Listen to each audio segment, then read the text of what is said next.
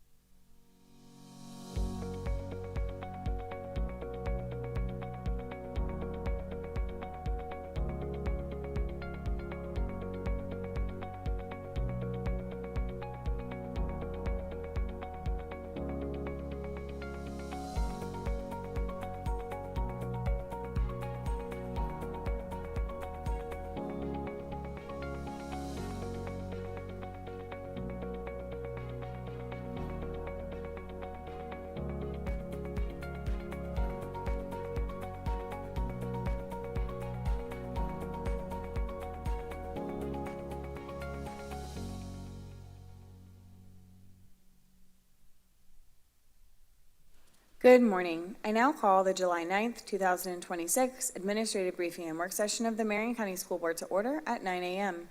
Please silence your electronic devices to avoid disturbing others. Mirroring and modeling how our students begin each day, I ask that you please pause with us for a moment of silence. Please join me.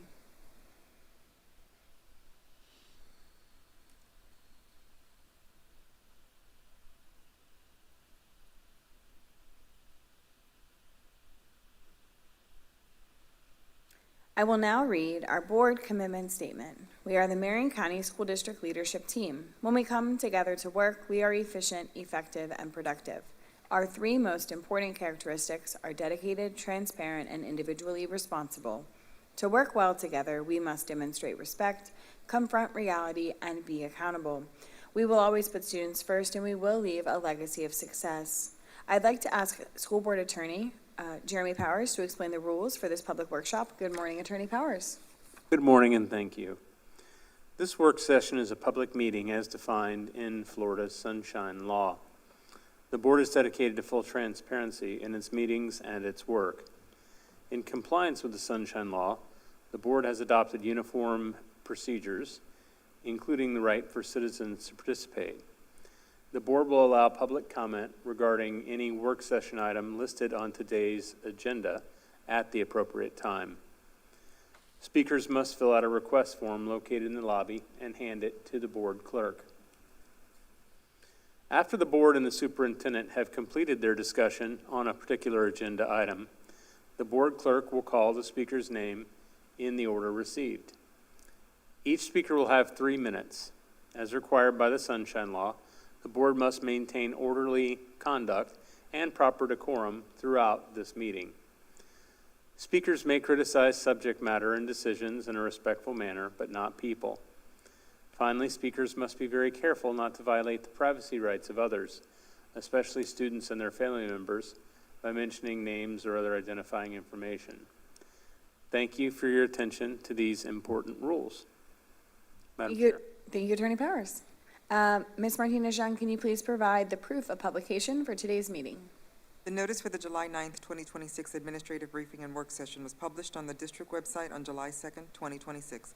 Proof of publication of notification, has been attached to board docs under proof of publication. Thank you, Ms. Martinez-Young. We will kick it off this morning with our superintendent, Dr. Brewer. Thank you. Good morning. I do have quite a bit to share, so I prepared some statements for you. Today, I want to provide context around the 2025-2026 school grade results and what they tell us about the performance and trajectory of Marion County Public Schools. As the superintendent and as a community member, I want the absolute best for our children. I agree that 100% of our children should be reading on grade level, but that's not our reality right now. While the district received a C grade under the newly raised grading scale and narrowly missed a B by 1 percentage point, the broader story is one of strong system-wide progress. For the first time since 2012, 100% of our district-managed schools earned a C or higher, with no D or F schools across the district. In addition, 22 of our 48 graded schools, 45.8% earned an A or B, up from 15 last year and exceeding our pre-COVID high, 8 schools earned an A, tying the highest mark we've seen under the current grading system. These results show that improvement is happening across the system, not isolated to a few schools, but across all levels. We also want to look beyond the single-year grade and examine cohort growth. Our data shows that students are making measurable gains as they move through our system, even when they enter below expectations, which tells us our schools are accelerating learning over time. For example, our 2024 third grade ELA cohort improved from 43 to 53% by fifth grade in 2026, which is 9th in the state for growth. In 2024, eighth grade ELA cohort improved from 42 to 54 by 10th grade in 2026, which ranked 20th in the state for growth. Importantly, we are already seeing indicators that future performance will continue to strengthen. Our 2023 kindergarten cohort entered significantly stronger than the previous year, with readiness increased from 35 to 49. That is a substantial shift at the foundation level, and we would expect to translate this into stronger third grade proficiency, particularly in ELA, and improved outcomes across the board. We have also made intentional investments to support that trajectory through our implementation of UFly, which is the University of Florida Literacy Institute. We are ensuring consistent, explicit, research-based reading instruction aligned to the science of reading. In addition, thanks to the support of Marion County voters, we were able to add a paraprofessional to every kindergarten classroom, expanding our capacity to provide targeted small group instruction at the earliest grade levels. Another key factor influencing performance is attendance. Our analysis shows a clear connection between higher levels of chronic absenteeism and lower school grades, reinforcing that improving attendance must remain a district priority moving forward. At the same time, we want to be very clear about the challenge ahead. With a new grading scale, we would need to add approximately 63 additional points across the 12 scored components for a total of 774 points for our district to reach a B rating. That is a significant lift and will require focused, aligned work across multiple areas. We also acknowledge that mathematics across all grade levels represents a significant area of opportunity. We have already begun engaging with other districts to identify best practices and effective strategies to strengthen performance in this area, and we are looking forward to a very strong 2026-2027 school year. I also want to remind everyone that our Waimea Park teachers return on Monday, July the 13th. So I will be there bright and early to welcome those teachers back for the school year. Those are all my comments. All right, thank you, Dr. Brewer. Thank you for articulating, I think, what many of us have been thinking for the last 2 weeks or so since we've seen each other last and school grades dropped. And so we appreciate your perspective. We're going to start with item 4.1, which is the 2025-2026 Public Education Foundation of Marion County overview, and Ms. Megan Magamal is here to provide us that update. Good morning. Good morning. Thank you, Superintendent Dr. Brewer, Board Chair Dr. James, and school board members for allowing us the opportunity to share an annual update. Every day across Marion County Public Schools, dedicated and passionate teachers are finding a way to do more to help students with limited resources. Students are working towards opportunities beyond their circumstances, and schools are meeting the needs that go far beyond the classroom. Our Public Education Foundation of Marion County was established more than 35 years ago, not only as a 501c3 nonprofit organization, but as the direct support organization for Marion County Public Schools. And we were created so that we could step into those moments strategically for support to reach our schools where it can make a positive and significant difference for students and teachers.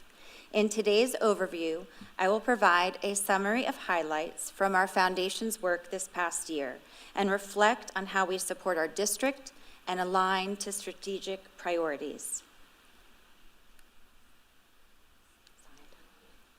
It's on. Hold, please.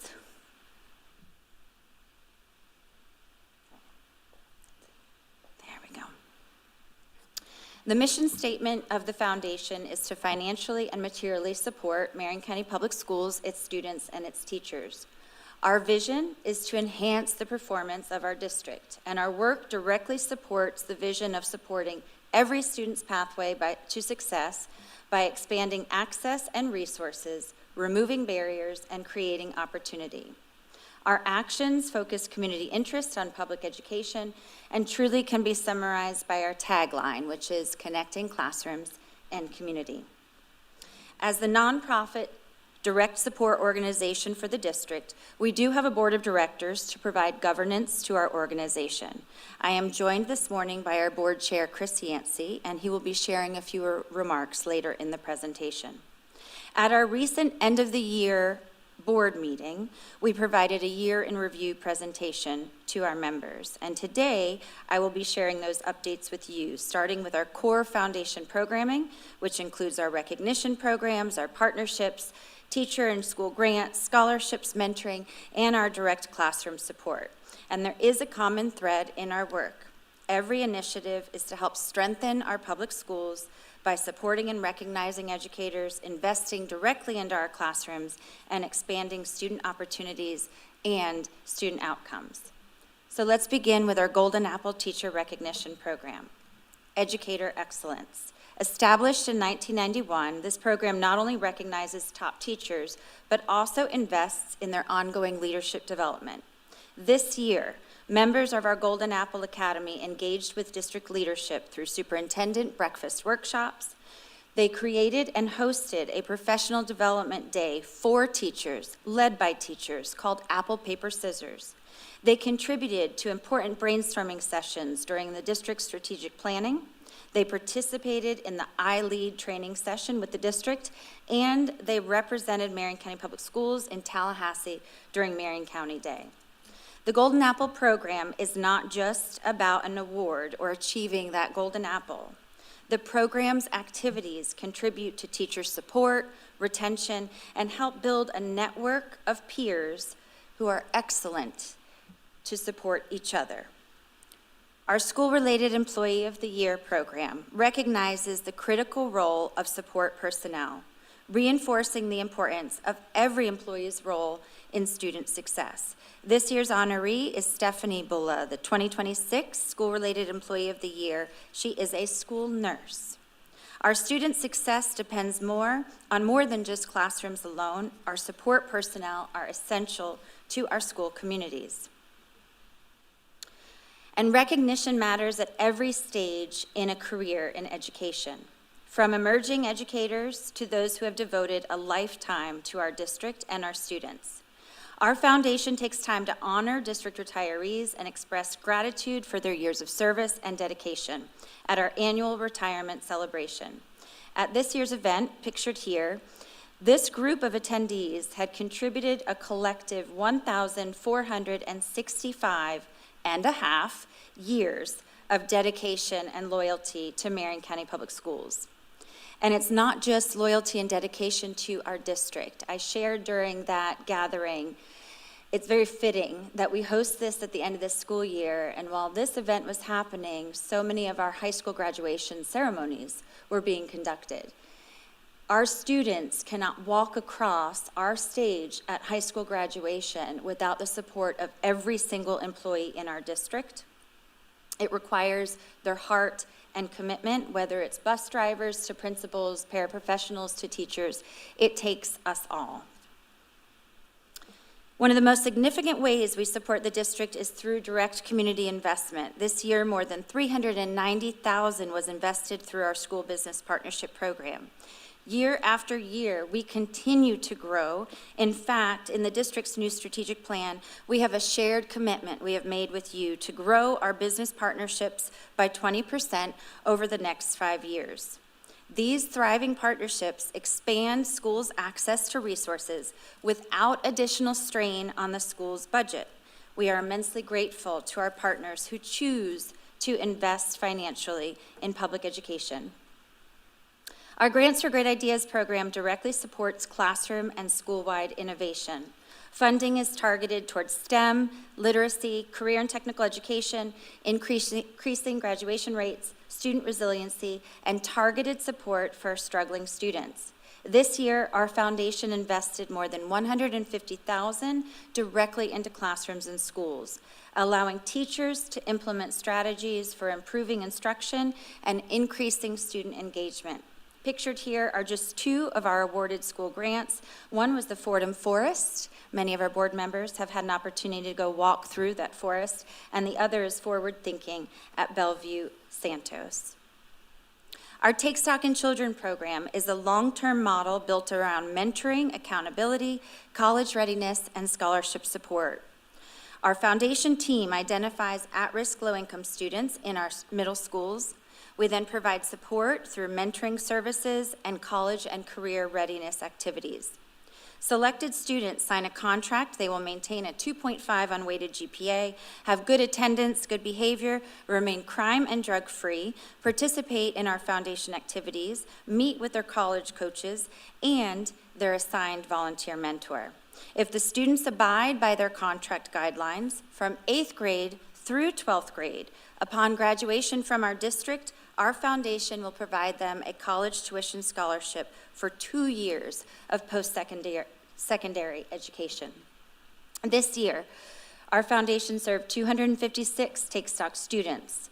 Those students participated in our educational field trips to the College of Central Florida, the University of Florida. They completed more than 3,000 mentoring sessions on school campuses. They took part in our FAFSA workshops, our scholarship activities, our financial literacy programming hosted as well. And when our class of 2026 graduates walked across their respective stages, they then earned more than $300,000 in college scholarships from our foundation. This program is focused on long-term outcomes, not just short-term support. And what does that long-term outcome look like? The impact of Take Stock is compelling. Our students complete high school at 98% versus 72% for non-Take Stock at-risk students. Our students enroll in college at a rate of 91% compared with 52% for non-Take Stock at-risk low-income youth. And our scholars graduate college at a 73% rate compared with 29% for non-Take Stock at-risk students. These outcomes significantly exceed the typical at-risk benchmarks. They provide an example how targeted investment can drive measurable results. And these numbers have been since 1996. We are breaking the cycle of poverty through the most powerful tool, which is education. And I do believe we all believe that. We are achieving the success in Take Stock in Children because of 2 incredible groups of humans. Our scholarship donors, who provide the means to provide the scholarships, and our volunteer mentors.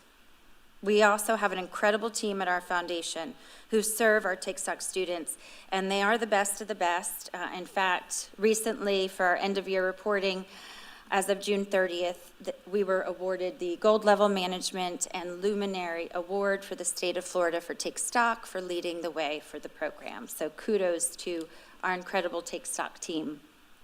Our senior scholarship program expands student access to post-secondary education. This year, we had 60 different scholarships awarded, over $130,000 distributed to our seniors. All of those checks were distributed in the last 2 weeks. And that amount is almost double our prior year award amounts to students. This is helping remove financial barriers, supporting successful transitions for MCPS students after graduation. And these scholarships are a part of our portrait of a graduate when we are painting that portrait.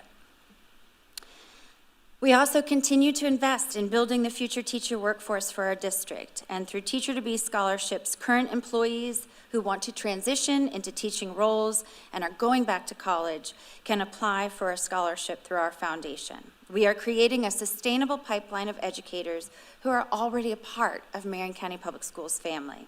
During the 2025-2026 school year, 11 Marion County Public School employees were awarded this scholarship, totaling $5,500 for the first year. We also added a new initiative tied to the Teacher to Be program, but I'll be sharing more about that in a few slides. Our Tools for Teaching program, created in 2009, is going strong. We provide free school supplies so students have the tools necessary for success. For our annual Pop and Drop teacher event this year, we had 1,000 teachers come through for back-to-school supplies. We had more than 3,400 teacher shopping visits during the course of the school year. Our store is open every Tuesday and Thursday. In total, we provided more than $500,000 in free school supplies this year. The Tools for Teaching program not only offsets out-of-pocket costs for teachers and ensures that students have those necessary supplies, but in our annual survey conducted at the end of each fiscal year, our teachers share the impact of Tools for Teaching, and there are 2 key points in the most recent survey, and just in case, because the font is small, there were 457 respondents to this teacher survey. 90% of teachers reported that the Tools for Teaching program and access to our store resources helps make teaching more sustainable. 73% shared it helps them be more effective educators. So this program is a direct relief for teachers and a direct benefit for students. In addition to our core programs, our foundation supports a range of initiatives for Marion County Public Schools. Way too many for me to cover this morning unless I have access to your entire day on your schedule, which I do not believe I do. Everything from career and technical education programming, science education, attendance initiatives, district leadership events, graduation ceremonies, student media festival, literacy, mental health and wellness, but in the next section, I'm just going to highlight a couple of key features from this last year. Ocala Film Derby has been supported by the foundation again. This year was a very, very successful and well-attended and engaged event.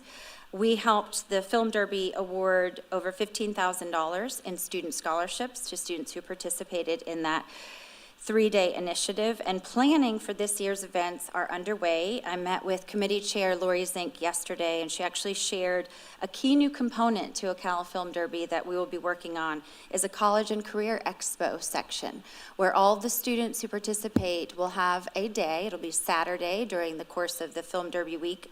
On that Saturday, they will have access to college and career experts in the film and media industry that are coming into town to meet with our students and talk about what it looks like in a career after high school. Through the Silver River Museum and Environmental Education Center and Science Lab, we continued support in more than $35,000 value this year. We hosted an expedition event to engage our board and donors so they could see the incredible science education and work being done at Silver River. We invested in student participation in Big Spring STEM, which has an increased engagement, student access to science-based field trips, and this is all thanks to continued generosity and our partnership with Silver River. We continued our Thank a Teacher program thanks to HCA, one of our local healthcare partners, and this campaign affords us the opportunity to celebrate teachers year-round, surprising a new winner each month and showering them and their school with appreciation. I would like to say thank you. Our school board members have been actively engaged and showing up for this every single month to surprise our selected teacher and their school. I do have an apology. I have a typo on this slide. So in case anyone wants to ask how I took a picture from November of 2026, I cannot time travel. That was a typo. So apologies, that is November 2025. But these are 2 examples of our surprise visits that happen every single month to our schools. With our partnership with the University of Florida Lastinger Center New Worlds Reading Initiative, our foundation hosted 5 school-based partnership literacy events in our district, supporting more than 600 students and families. The program not only provides resources to the families in attendance, but through the partnership, we were then able to provide more than $20,000 in unrestricted funding support to the schools who partnered with us on the events. Through our partnership with Mackenzie's Moment, support continued for school safety and mental health initiatives, while our original efforts completed the 3M security film being provided to all of our schools. We then continued and outfitted every classroom door across the entire district with blackout security shades for their windows, and assisted in purchasing security software as well. We are walking side by side with the district efforts for providing additional resources in this critical area. Pictured here is the Mackenzie's Moment annual golf tournament, which our staff and board members proudly support. We are the beneficiary, and this year, once again, we were gifted $175,000 to continue support for school safety and mental health initiatives. And coming up, on August 3rd, I believe is the date, the district's Mental Health and Wellness Department will have a training for staff, and we are proud to be supporting that through the foundation. Brand new partnership this year, Future Forward Initiative was the name. It was a grant opportunity we were awarded to provide and support for students with disabilities, helping them develop important skills to transition to potential future employment opportunities and gain independence. Our funding supported both Hillcrest School and Bridgeway Academy students and connected learning directly to service and real work settings.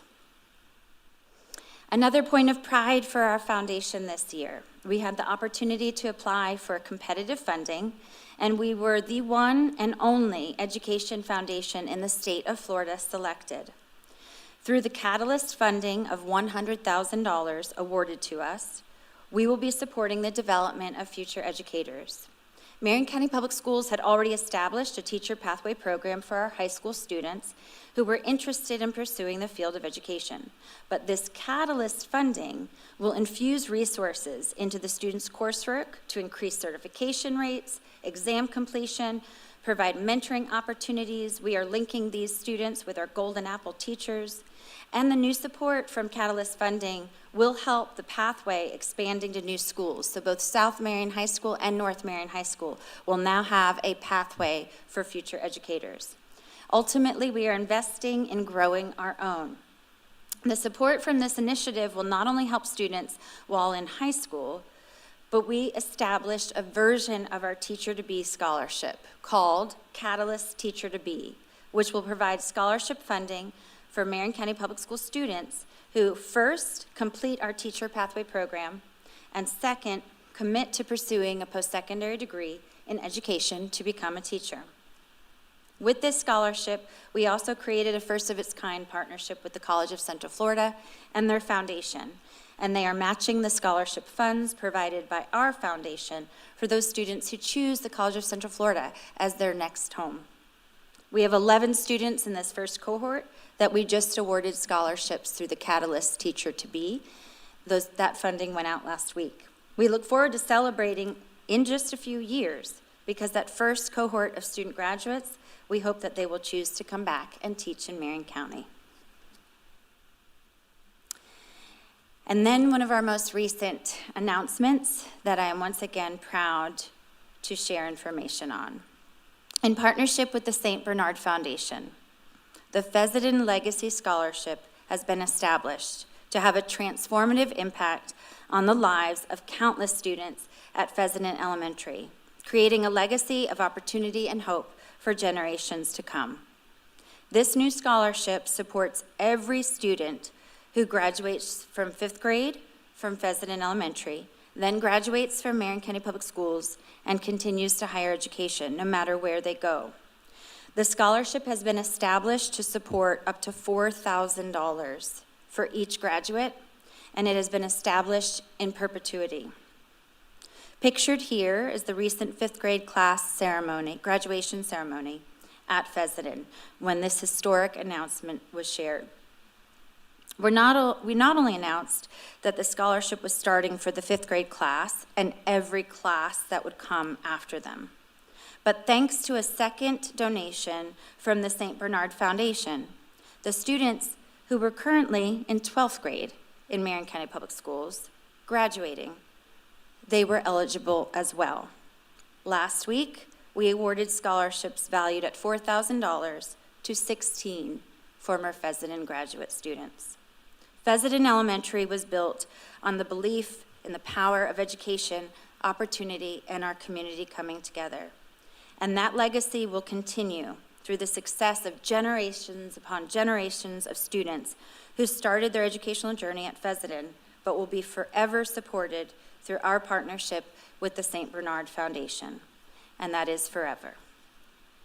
Reflecting on the 2026-2027 school year and our support for Marion County Public Schools, more than $1.2 million total provided in teacher grants, classroom funding, school business partnerships, teacher and classroom supplies, and direct support for district initiatives. Almost $500,000 in student scholarships between our Take Stock in Children program and our senior scholarship program. And we established the largest endowment and gift in the history of our organization with a $1.5 million investment through the Fessenden Forever Scholarship Legacy. As we look ahead, we remain focused on those moments, big and small, happening every day across Marion County Public Schools, where our passionate and teachers are dedicated to their students but need support, where our students are dreaming of brighter futures but need more opportunities, and our schools are working tirelessly to ensure that every student has a pathway to success. Your Public Education Foundation will continue to connect children, classrooms, and our community to support our students.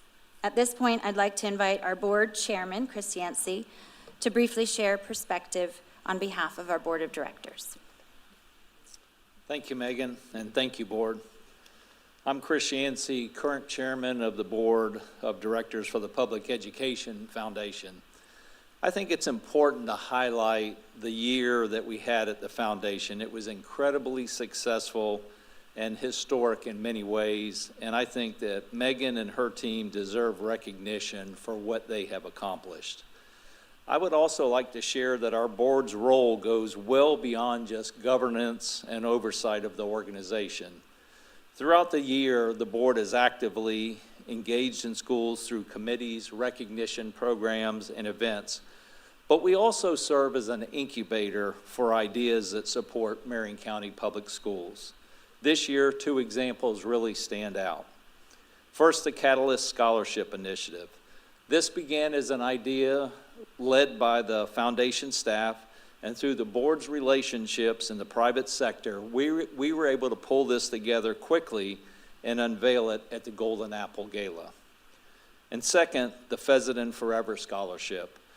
When the St. Bernard Foundation and Mr. Bernie Little approached Megan, the board was able to support their idea and their vision through legal guidance, financial and investment expertise, community relationships, and brainstorming, helping move this idea from just a concept to reality very quickly, and what would become a moment in history for students and families at Fessenden.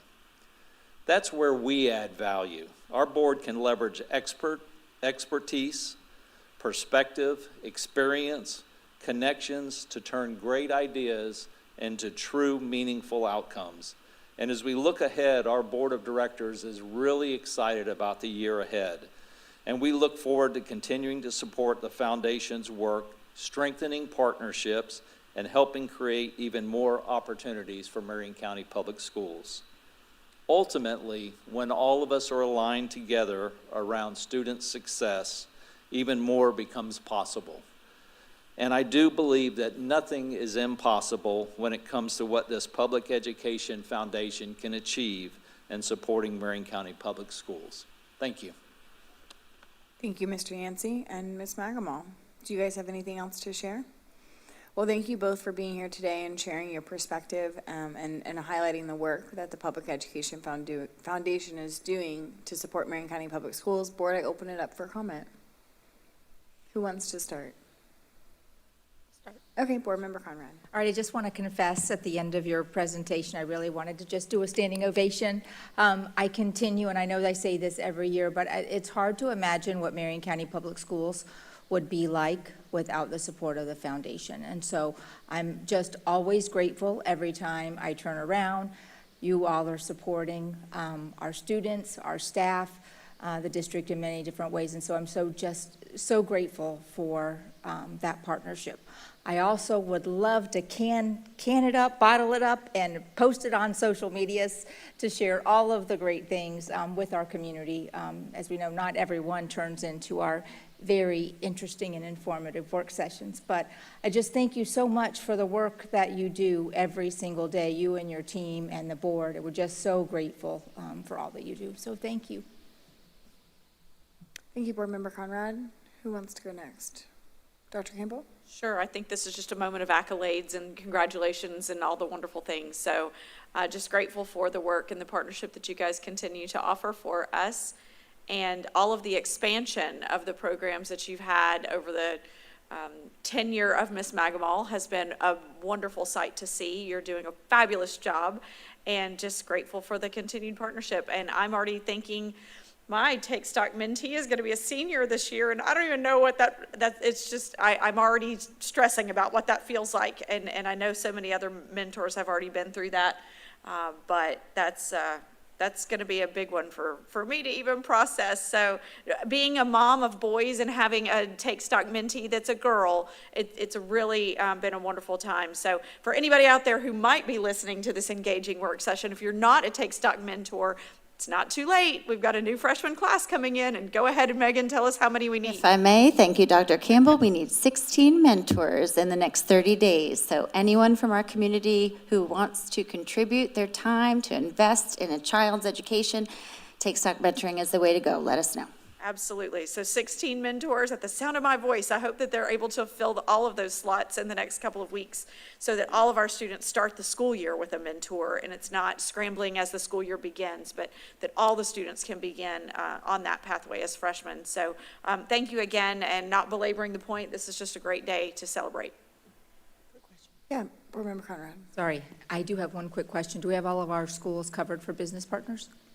Do we have any openings? Renewals all happen right now between Okay. July and the start of school, so it's to be determined. Okay, well, keep But it posted. even when we have every single school matched, there is never too much support that can come from our business community to support public education. We need everyone at the table, so I welcome as many partnerships as possible. Agreed. Thank you. And Dr. Brewer had something to share. Yes, usually the Public Ed Foundation provides their overview during the Goal 5 from our last achieved 2026 plan, but there were so many huge happenings and successes this year that I wanted them to have their own agenda today for the work session. So, but Mr. Yancey, thank you for your words. It has been an experience for me to be a part of that board and to see the expertise and the passion that they truly have in the Marion County Public School System. So it's just been an honor to be a part of that. So thank you for being here and your words today. And Megan and your team, they've already said it. We are incredibly blessed and fortunate that we have your leadership that is guiding the way for the Public Ed Foundation. So thank you. Reverend Cummings. Thank you, Ms. Magamal and Mr. Yancey. You guys, our Public Ed Foundation, we know it's the top in the, I won't say the country, because you guys don't only touch our students, you're touching everybody in our district, in our community. And I thank you for the community collaborations and partnerships that you've built throughout the years. It really makes a difference. It's making a difference in these kids' life, and that's how we continue to get positive student outcomes. So thank you all so much for what you're doing. Remember Thrower? Thank you, and yes, I propose that we put everything that we were thinking and saying into action because you guys really do deserve a standing ovation. I agree.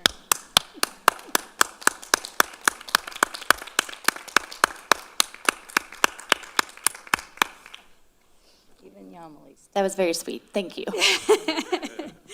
And specifically, just a couple specifics of why the accolades are so earned. Not only are you so highly respected here in the community, but also at the state level. I think you were just elected treasurer of your state organization. Yeah, so congratulations again on that. Taking it to the next level and leveling up is what we're all about, and you guys just exemplify that over and over again. I've had the pleasure to collaborate a lot with you, and very specifically last year on our district attendance task force. And I was remembering as we would sit there and struggle, like, okay, this sounds like a great idea, but all of these color copies or something, are expensive to get the word out, how focused we are and how much we need to improve our attendance.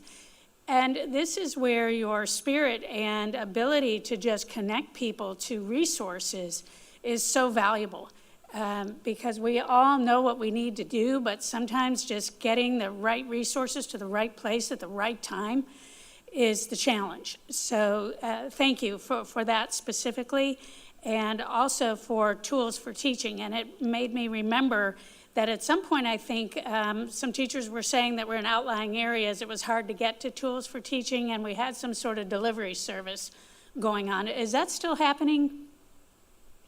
I love that you asked this question because the Lake Ware High School and Lake Ware Middle School logistics programs that no longer exist, we're managing that outsourced assistance to help us box up supplies and get it to the outlying schools.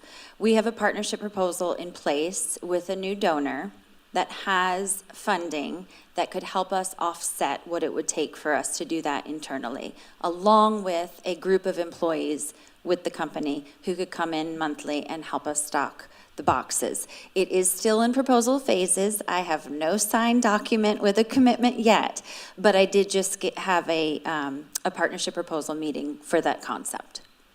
See? Case in point. And I'll just say I'd be happy to help with that whenever I could, just give a call, and if something needs to go somewhere, I'll do my best to help make that happen. And it really is because, I know that our teachers really want to have the resources when they need them, and they need them. So anything we can do to help support that, I'm all in. Thank you.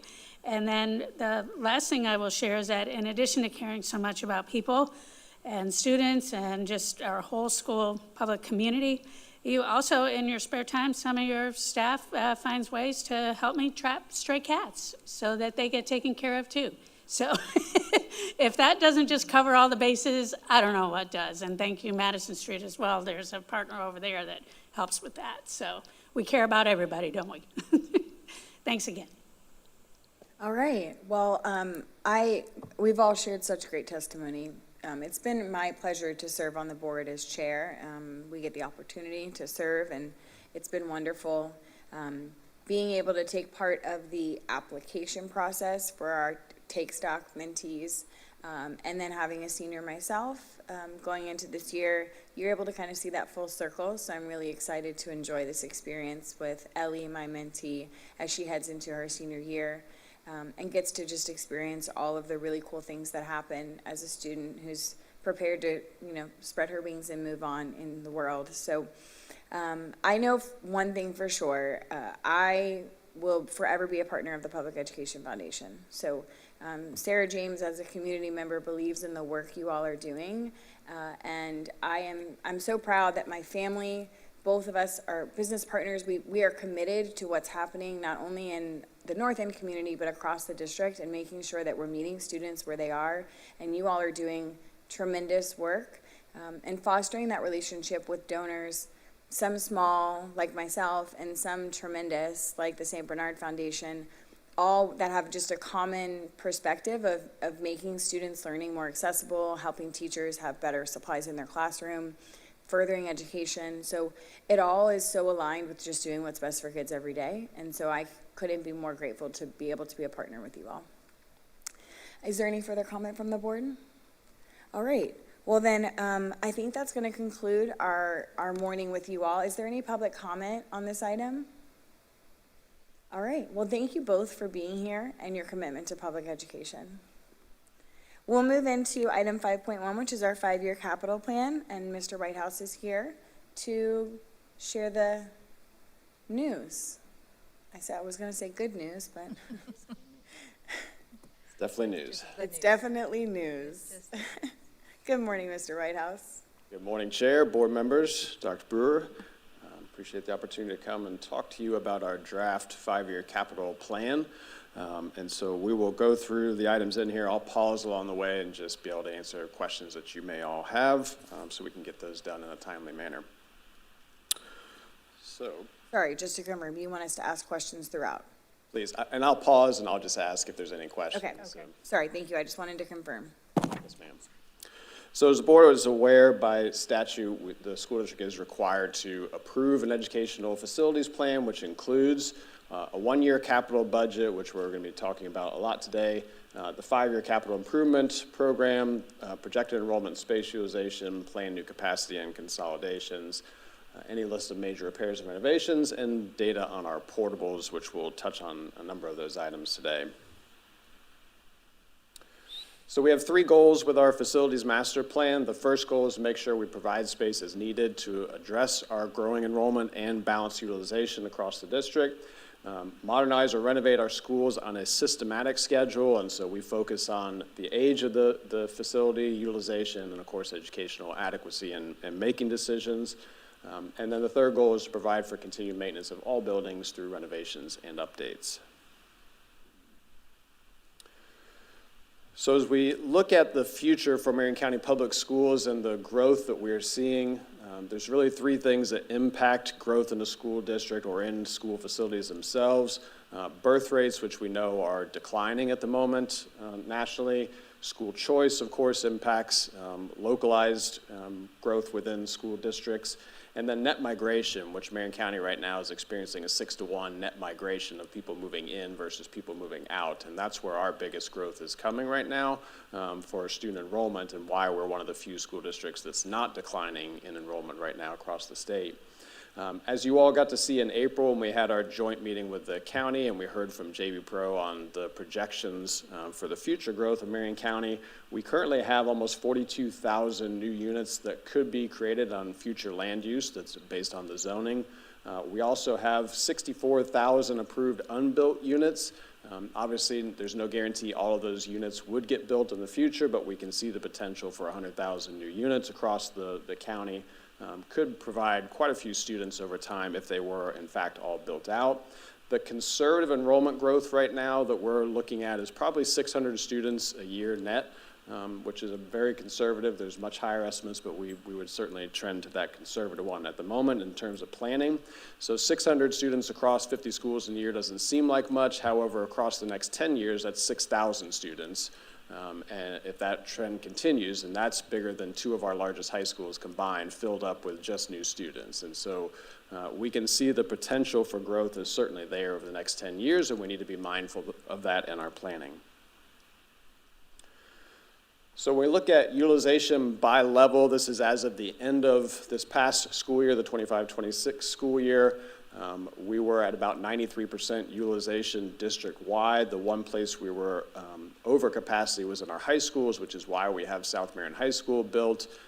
That is not reflected in this data because that school is not open yet, but when it does, that will add another 2,000 seats to our high school capacity and bring us much further under capacity for high school overall. So when we look at portable uses across the district, portables are a good tool to deal with capacity issues. They are meant to be temporary solutions to capacity issues. Unfortunately, they often become long-term solutions when funding is tight. And so the Department of Education recommends that school districts don't keep portables beyond 20 years. They're obviously not brick and mortar. They're hard to maintain. They tend to not last very well into the future. And so that's always the goal, is to try to remove them. Unfortunately, at this point, all of our portables that we own as a district are more than 20 years old. And so that kind of pushes that need, drives that need for us to really think about how we're using them and how we can use our dollars wisely to be able to reduce the number of portables by creating more brick and mortar structures or balancing enrollment. So we have 332 portables that we own and 19 that are leased. We actually have 7 portables that are leased that we're in the process of giving back, which will help reduce our funding needs for those because we don't need portables at Dunellen High School anymore, which we have a number of leased portables there, and at Bellevue High School where we've capped enrollment at that school as well, and so that's going to help us with our capital funding. It's not reflected yet in our capital budget as we are still waiting for the company to pick them up, but we will likely reduce our leased portable budget on that budget line when you see it.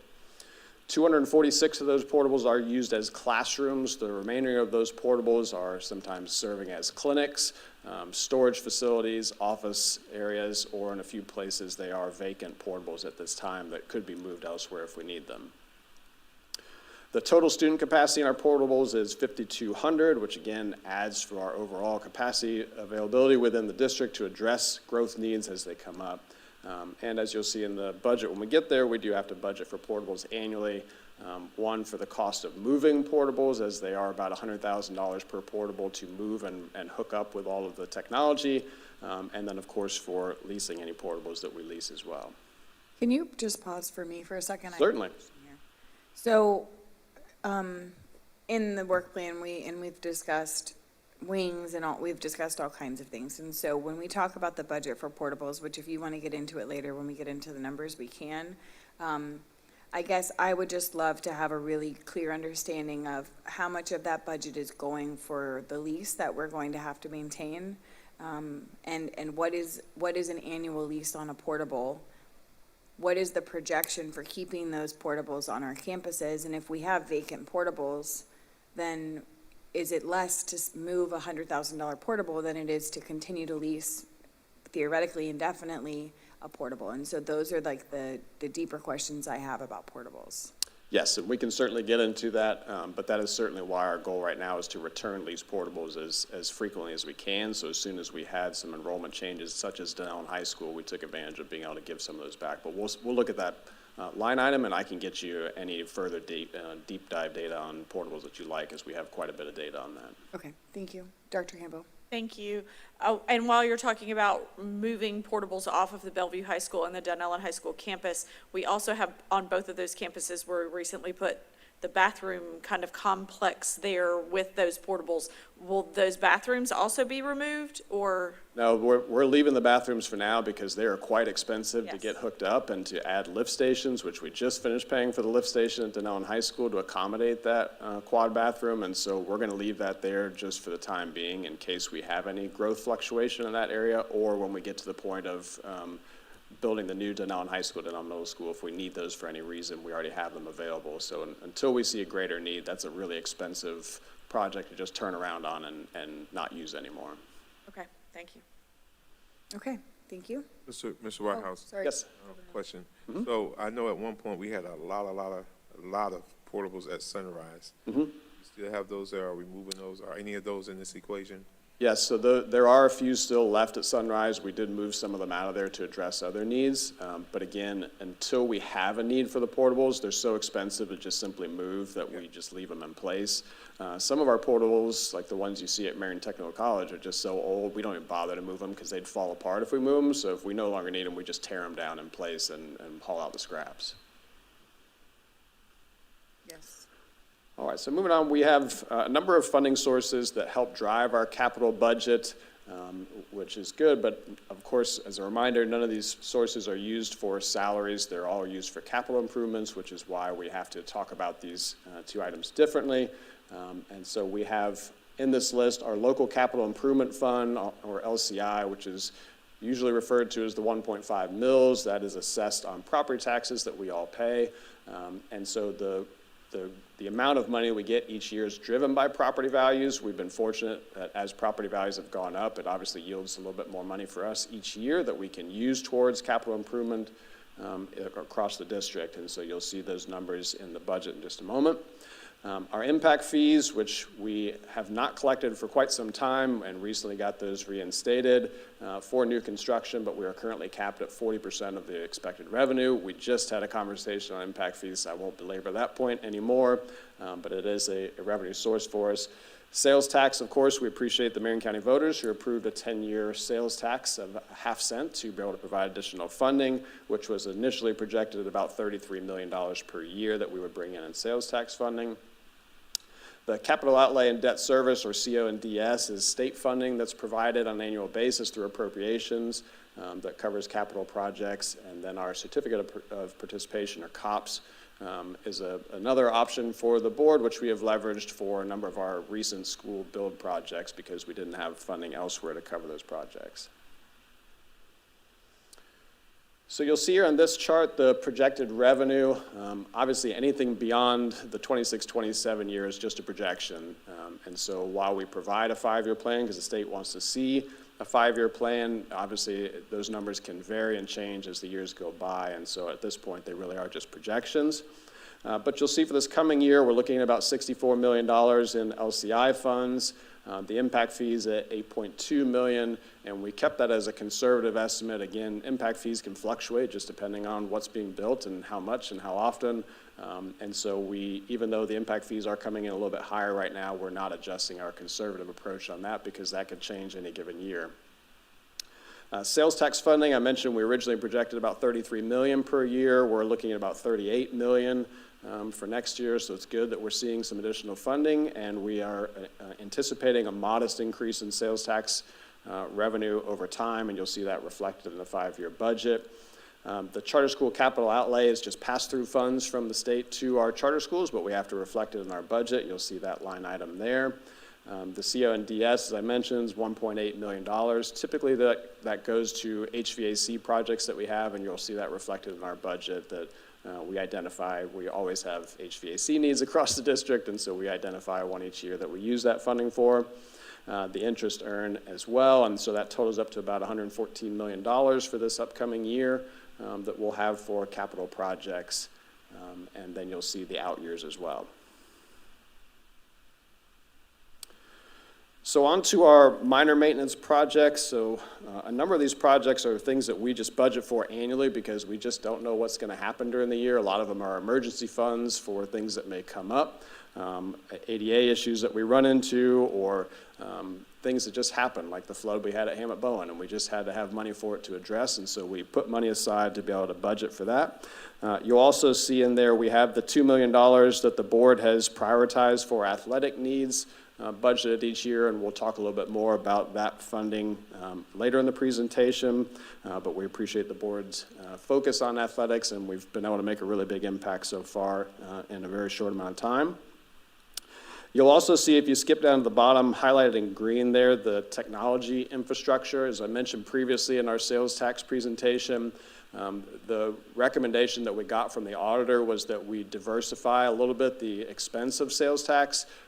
We have at this point just been putting in new construction, but we actually have multiple ways that we can spend our sales tax dollars. One of those is through technology infrastructure, and since our sales tax dollars are coming in a good bit higher than we had initially anticipated, our recommendation is that we take $1 million of that, devote it towards technology infrastructure each year, similar to what we've done with improving our athletic infrastructure, which will allow us to do a little bit more for our technology, which is a very expensive item on our operational budget every year. Questions about the minor maintenance? I don't see any. Okay. On to our major maintenance projects. So you'll see the first one on there is the Bellevue Middle School HVAC upgrade, which we started phase 1 work in the spring and are getting the design work done for that, so we can begin that project. That will be a multi-year dedication. Again, as I mentioned, while you'll see and hear projections over the next 5 years for major projects, what we're really going to focus in on is just this coming year's project, as that's the one that we need to have approved for this fiscal year.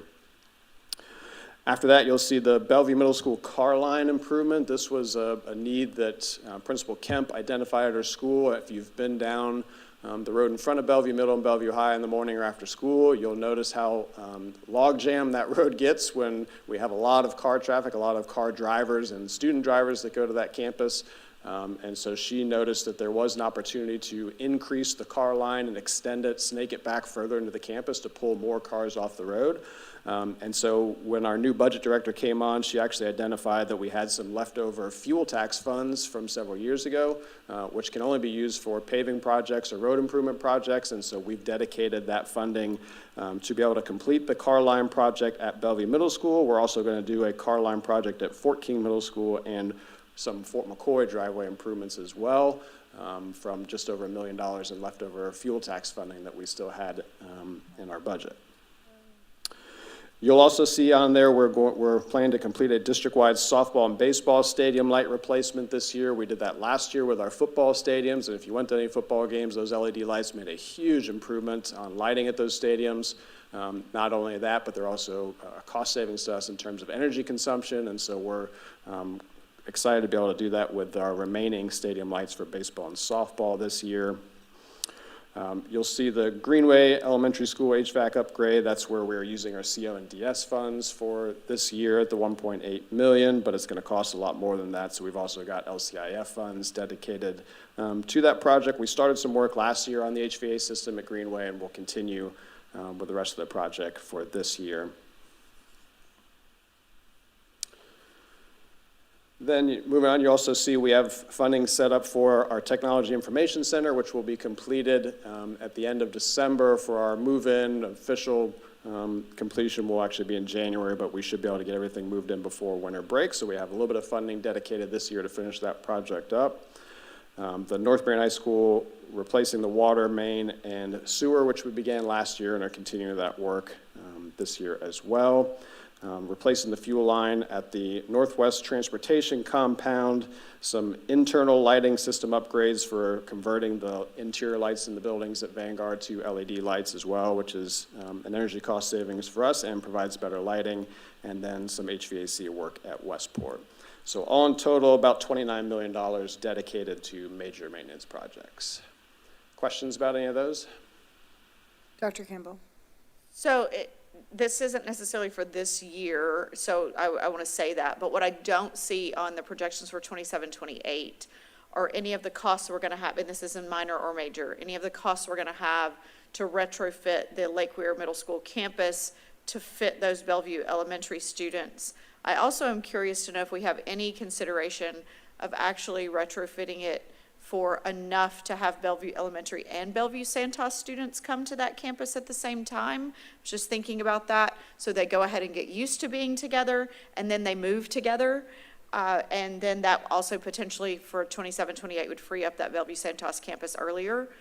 Just thinking out loud, and I know we also have conversation about appropriation and earmarks that may be coming in for that campus also, specifically for early learning. So I didn't see that in projections. I didn't know where that would fit. So we actually will be addressing that a little bit more on the 23rd in our next work session. Perfect. When we're doing the 5-year operations plan. We're going to touch on that, but we're still evaluating what the needs are to do any retrofitting of the restrooms at the middle school for our elementary students. Okay, thank you. Other questions about the major maintenance projects? I just want to highlight, essentially, it's $6 million for athletics this year with the $2 million for lighting, which is wonderful. The $4 million for lighting. Did I say $2 million? I meant 4. My question would be, are we going to be able to knock those lighting projects out prior to spring? That's the hope. As soon as we get this budget approved, obviously we'll start the work needed to get that done. If not, we'll get as many as we can done and then wait until after season to finish up the rest at the conclusion of the summer next year. Okay. Board Member Thrower? Just specifically at the ground level, I love hearing the planning and creativity in speeding up the car lines in a safe manner and keeping the kids off the roads and keeping families from having to make the choice to drop them off, down the street so that they can get to work and avoid the car line. That is one great small way to begin to, in little chunks, reduce our chronic absenteeism and tardiness. So good to hear. Absolutely. All right, so moving on to our additional funding usage. So we also have funding set aside for vehicles and other district support areas, including debt service.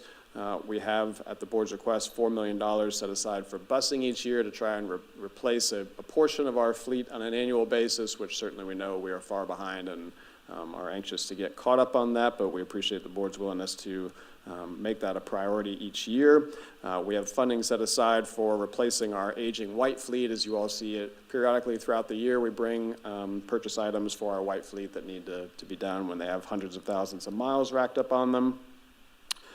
You'll see the full charter school capital outlay at $1.8 million, so that's the pass-through funds plus the proportional share of the other funding sources that we collect that we have to provide to charter schools as well, and so that's their total outlay that will be split amongst them. You'll see our portable funding there. We have $250,000 set aside for any portable purchases that need to be made, or $1.1 million for lease portables. We should be able to cut that in half. We're still, like I said, we're still working through the numbers. Once we return those 7, we should be able to cut that budget line item in half before we bring it to you all for approval, which would be good. The property insurance at $2.5 million, and then our transfer to debt service as well. And then we have some equipment for maintenance that we set aside for them to purchase new equipment each year. Questions about any of these additional funding usages? Mr. Whitehouse, I do have a question. Yes, sir. Now, we've talked in the past about Marion Technical Institution, Bridgeway. Yes. This facility having issues. I don't see them anywhere on this. I mean, we talk about it, but we never talk about doing anything here to any maintenance here. And at some point, if there's no maintenance, we know there's going to be major problems. So can you Yes. kind of explain to me what's going on with that? So I'll answer that with 2 things. One, we do have $15 million set aside for MTI in the previously approved sales tax plan, so it's in there, but it's just further than 5 years out, and so it's why it's not reflected in this 5-year budget. But I will also say that's another item we're going to address on the 23rd with our 5-year capital plan, or 5-year operational plan that we're going to present. And the reason I was asking, the one thing I keep thinking about is, and when we talk about this facility, about the sewage. Yep. Because I'm expecting that, like, and I hope not any day soon, but when it stops, it's going to stop. Yes. And it may not be 5 years down the road. Yes. Yeah, that's going, okay. Yes, sir. We're addressing that in that 5-year plan that you'll see. That is obviously a focus for us. Yes, thank you. Other questions about this? I guess my only just thought pattern, and just something to clarify, we talked about it, I think, when we had the budget presentation in our last workshop. When we talk about transfer to debt service, we are transferring some of our impact fee money to the debt service to cover the cost that we incurred we took the COPS to build the new schools, which are addressing growth and impact. Right. And so in a future opportunity, I would love, like we have, if an item is funded from a variety of sources, it's listed multiple times. I would love, under transfer to debt service, there to be a variety of lines where there's a understanding of all of our development has basically been in the same district, although I guess now that we have Lake Rim Middle replacement, that's a little different. But understanding how much of our impact fees are funding that debt service versus how much of the rest of the bucket is funding the debt service. Yes, absolutely. So if we could disaggregate that in the future, just so that it's very clear to the community how those impact fees are addressing debt service and specifically what it's debt servicing. Yes, ma'am, and I know the request was made too to be able to see the funding by district, by the EBD district, not your actual school board district, and Mr. Rios Welsh is working on getting that, and so we could certainly add that item to the request as well. Yeah, it just would be in alignment with the way that you've done every other project if it has multiple funding sources, so that's my only perspective on it. Certainly. Dr. Campbell? Thank you, which our live-in district is the district that I know the schools we represent aren't in our live-in districts, but maybe at some point we'll address that as well.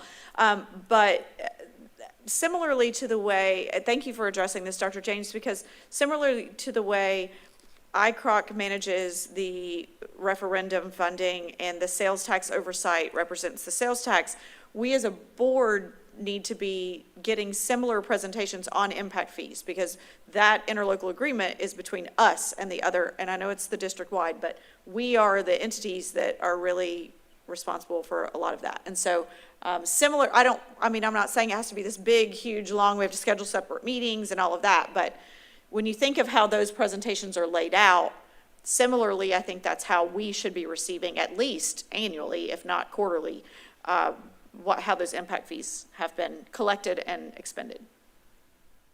And I guess my thought pattern on it is, there should be a bucket of money in some of the districts where we haven't done any growth adjustment, right? I'm thinking of District 5 to be specific, we haven't done anything there, and I won't belabor that point at this moment. But my point is, if there's a bucket of money from impact fees sitting there, which there presumably is some, and there are new students coming to North Marion High School this year, as an example, because of rezoning, is there a way to address some needs for their incoming students with that bucket of money? That's kind of the question, and I would like to be able, the conversation I'd like to have, but without the information of knowing where it all falls, it's hard for me to have that conversation. Certainly. Are there any other questions on this, Dr. Campbell? And to that point, and this kind of can be the last thought on that, but I had made a note, and I've already been thinking about it. Following this upcoming November 2026 election, I highly recommend that we go ahead in 2027 and start working with the supervisor of elections on where all of the registered voters actually are living, because we did that 6 years ago, and things have drastically changed in our total population and where everyone is. And so it may even be that once we redraw those lines, that District 5 may encompass way more of like further on down into closer to the city because of where populations of people live. I'd say that even the southwest side, those districts may have to shrink a little bit, and then we'll just have a lot. I know that's complicated what I'm talking about right now, but I think that as we forecast ahead, 2027, we need to start talking about that sooner rather than later. And then I know that will impact the way the interlocal agreement is adjusted and all of that. But if we start forecasting where people actually live and how we need to draw those lines, it could also impact how we're able to use impact fees in greater areas than we currently are. Yes, and I guess we would have to have some attorney perception on, can we change our benefit districts now that we've accepted impact fees? Because I don't know. We got a county commission board approved impact fee based on the benefit districts we created. So I don't know that we would be able to change our benefit districts before we change our impact fees. So, I understand that, but the conversation for us to change our live-in districts then could coincide with the new updated interlocal agreement that we potentially are going to be needing to do anyway. There are changes, I believe, if you're a representative now, there are lots of changes that are in conversation right now, and that can be in tandem if we have that forecasted that we want to have that changed by a certain time in 2027. I mean, we can have that greater conversation for sure. Okay. All right. Moving on to our athletic funding. So this first slide shows our ongoing facility improvements that we're doing from the 25-26 $2 million allocation that you all had given to us for this past year. So some of these projects are carrying over into the coming school year. We're getting the storage buildings set up at each of the high schools. We have the concrete, as you know, was delayed at the end of the year, and so we're working on getting that set up to be able to actually install the bleachers. We have the bleachers, we just have to get them installed using the concrete pads. Some power for our metal buildings. We are still working through the resurfacing of the tennis and pickleball courts and adding new ones where they're needed. The Westport track, we are just about to get underway with that, hopefully this week. We have the POs for those, so we're excited to get that project started at Westport and be done in time for them to still play some games at their school for football season. And then, of course, our bleacher funding for last year. And then for this coming year, the turf field at Westport High School, which the board gave consensus to merge those projects together so we could do both the rubberized track and the turf at the same time. And so that's going to be $1.3 million out of this coming 2 years, $2 million budget that will address both the field and the track at Westport. So we are doing them simultaneously this summer. Adding beach volleyball courts at schools that don't have them next year. The money set aside for the actual bleacher installation, and then Mr. Tucker is working with our schools to identify some smaller projects right now that we can complete at each of those schools using the remaining funds. Point of clarification. I thought I just heard earlier this week that we were delaying the Westport project until after Christmas. So the goal was to get it started this week or not started until January. And so we've got everything in place now to get it started this week. And so the goal is to then move forward. Okay. For future projects, when we start doing the next turf field and rubberized track, we are going to delay those until January to get past the football season so we don't run into any issues where they can't play their entire season at their school. And so we'll work through that for future ones, but those, we'll share more about that on the 23rd as well. Understood. Okay. And then my other just clarifying, it's not a question. If the opportunity presents itself, I believe that it would be appropriate to make right Bellevue High School's athletics, seeing as they fully funded their own beach volleyball court at a exorbitant cost, which was unnecessary in my opinion. And they fully funded that themselves, and now every other high school will get one on the back of the district, which I am also super appreciative of, that as a board we've made that commitment. But I do think there's a level of making right that needs to occur, maybe not a district financially, compensating Bellevue High School, but maybe there's some projects that we could do in lieu. Sure. That would be a comparable cost to what we're doing everywhere else. I see the tennis courts different because no high school just recently put in a tennis court that I'm aware of. But Bellevue High School, while I was an administrator there, so in the last 5-6 years, put in a beach volleyball court, and they worked really hard to fundraise that and then obviously get it to fruition. And so I would not want to overlook their financial burden that they carried to make that happen, which then the rest of the district has benefited from. So that's my thought on that. As a side note, I just want to say I had conversation with city Parks and Rec leaders yesterday at a Fort King Heritage Foundation subcommittee meeting, and I will save all the remarks for another future time regarding Booster Stadium future. But I did make him aware that while we do use the facilities at Derby Gant for some of our programs, because of the board's willingness to continue to fund athletics, we should be able, by the end of this coming school year, we should be able to put ourselves in a position where we won't really need city facilities anymore. Board, I don't know how much you're aware, but we use the beach volleyball courts there. We use the fields, I believe, for flag JV, flag football. We have tennis courts we use across the district as well. And so because of our forethought on funding athletics, we'll no longer need the cities, which we are incredibly appreciative of, but we'll no longer need that support from them to be able to use. And it'll put us in a strong position to be able to manage our own facilities. So I just wanted to kind of put that on the record as well.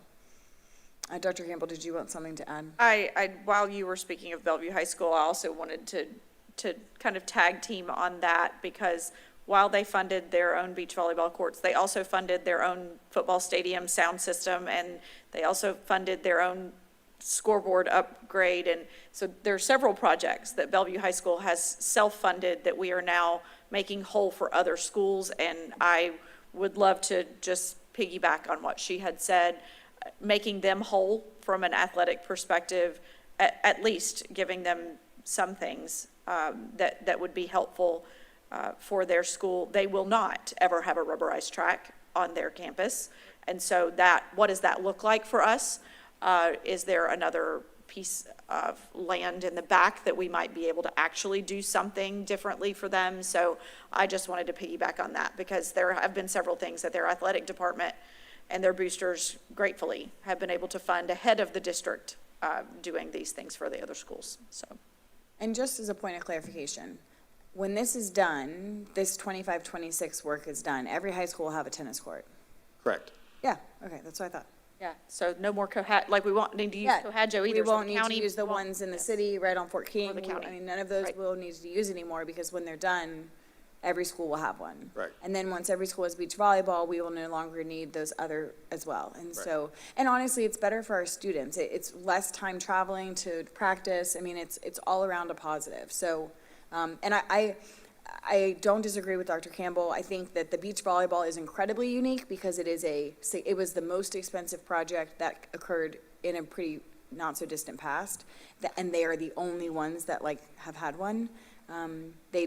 Coach Small, their previous AD, had a very innovative approach to doing it, and so However we can make it right, if possible, I'm certainly an advocate for. Will do. I do have just a Sorry. quick comment on the topic.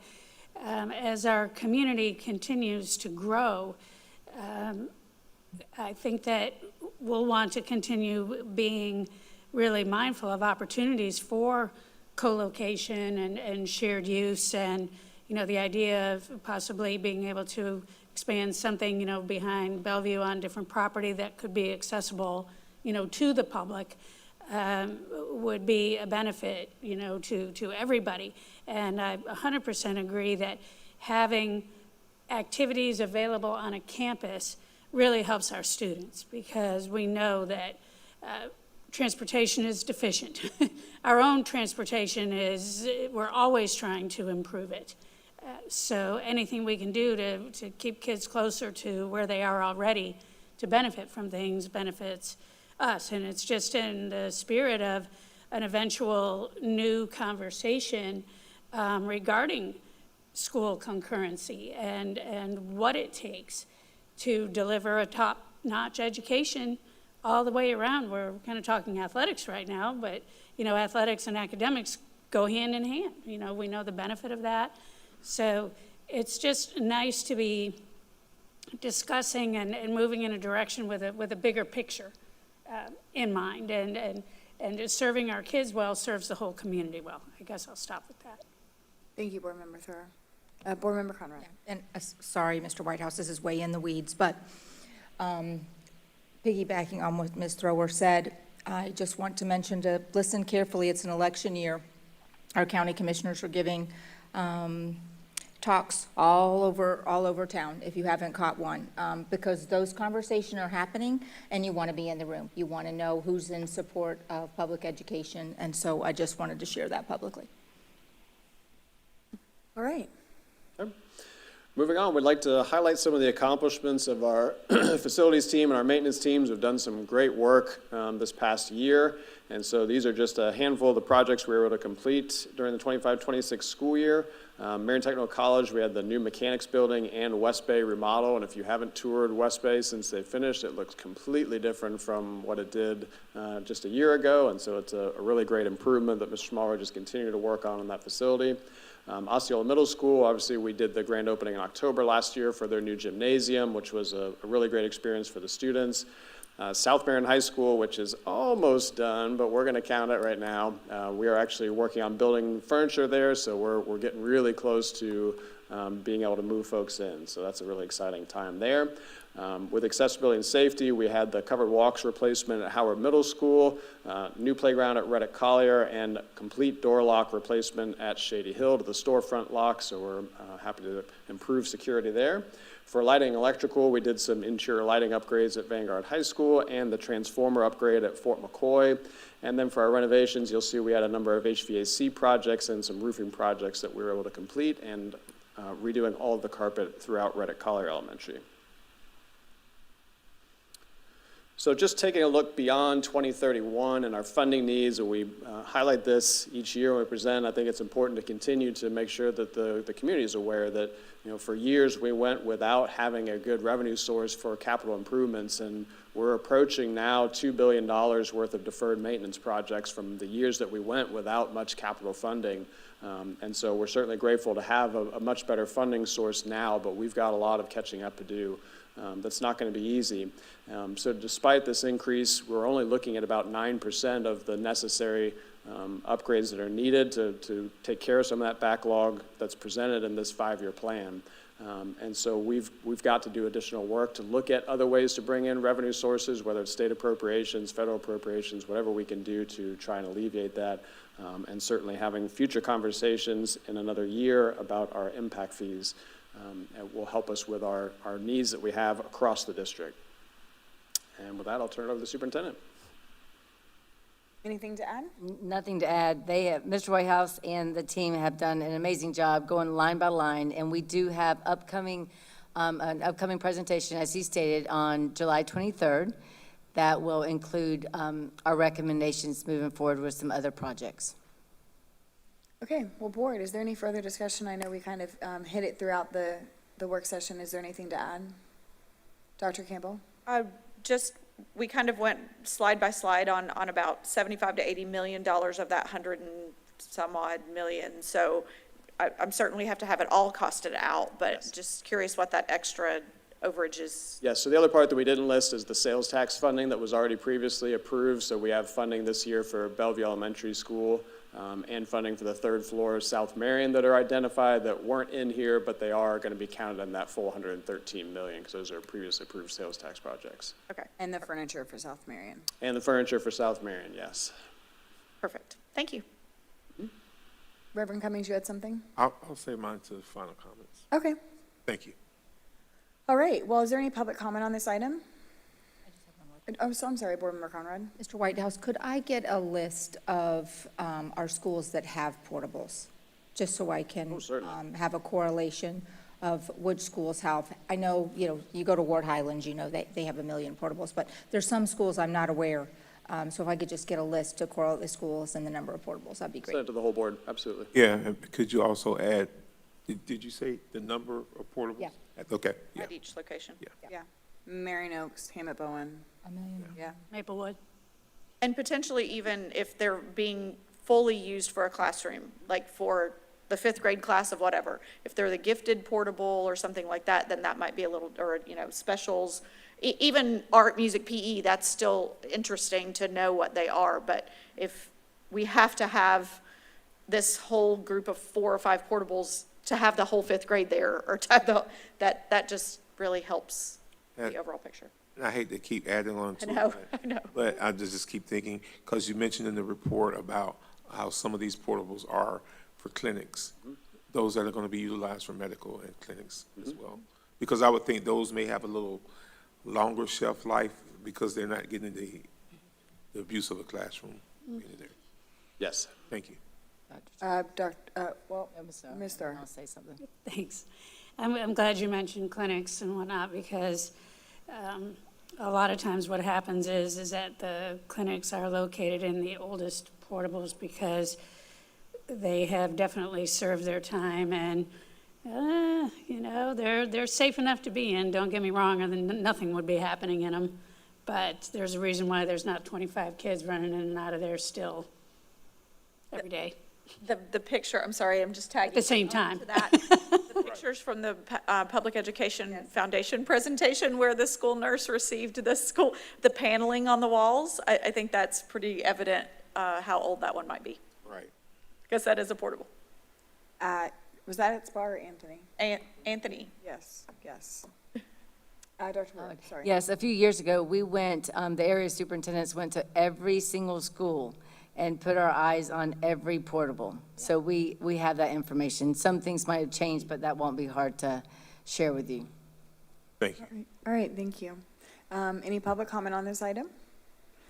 All right, hearing none, well, we're going to conclude this item. Thank you, Mr. Whitehouse, for providing this update to the board. And we'll move into item 6.1, our final item for today, which is our Realtor Services RFP process with Attorney Powers providing guidance. And Mr. Collins here is the resident expert. Good morning. Good morning. How are y'all? Good. Good. I just want to make a comment. I heard paneling's coming back.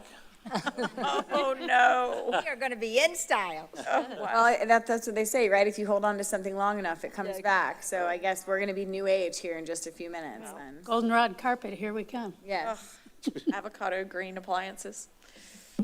So Mr. Collins is our resident RFP expert, and he is going to go over a little bit of how we would go about looking into our RFP, what kinds of things we might want to create and get board input regarding an RFP for specifically a realtor, and determining also, because it has not been certainly determined, whether or not that is a path that we want to follow, whether or not we actually want to retain a realtor, and if so, whether to do it via the RFP process, which is a probable yes.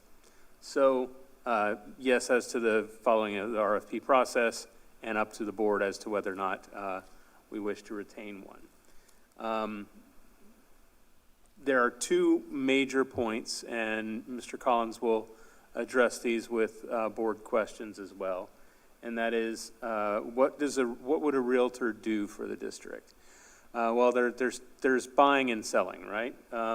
So a realtor would need to have a way to determine, do we want a piece of property to buy? And also would need to report, do we want to sell a particular property? And if we want to sell it, there's then a question, do we want to actively promote it, or do we want to put it on a list that simply makes it available? So all these things are the kinds of factors we'll want to consider for that. This person, this realtor, will need to have a department that it centers on.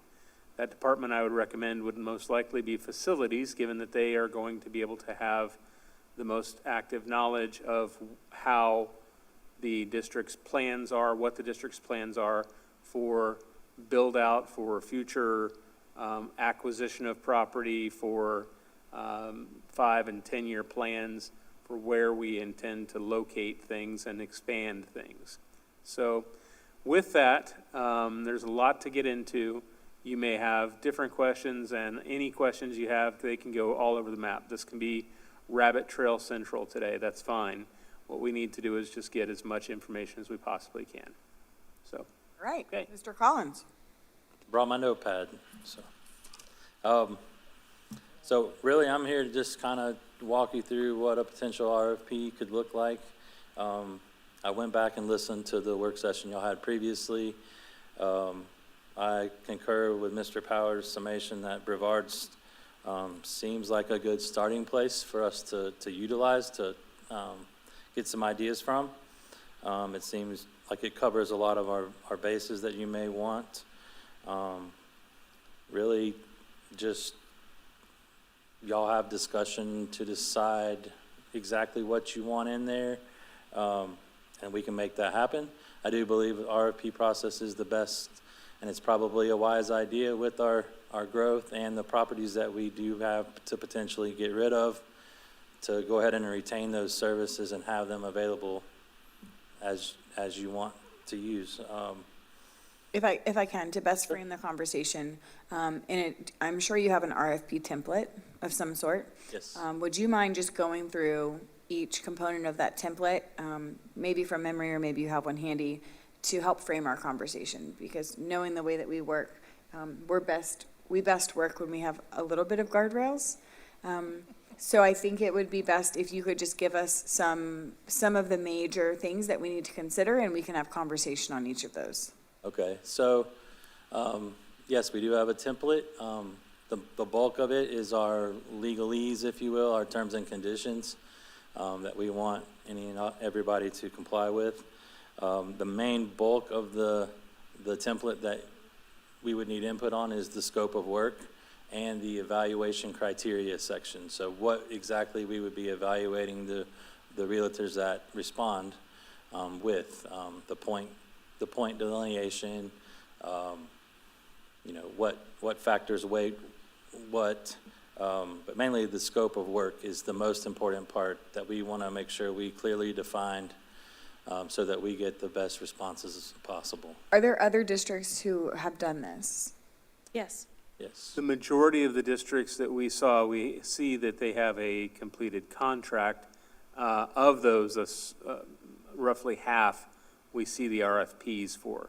There may have been more that actually did the RFPs, but yes, there are RFPs. But that is a pretty wide range, because we don't know what we want in a scope of work, and how we want to do things may be different from how another group wants to.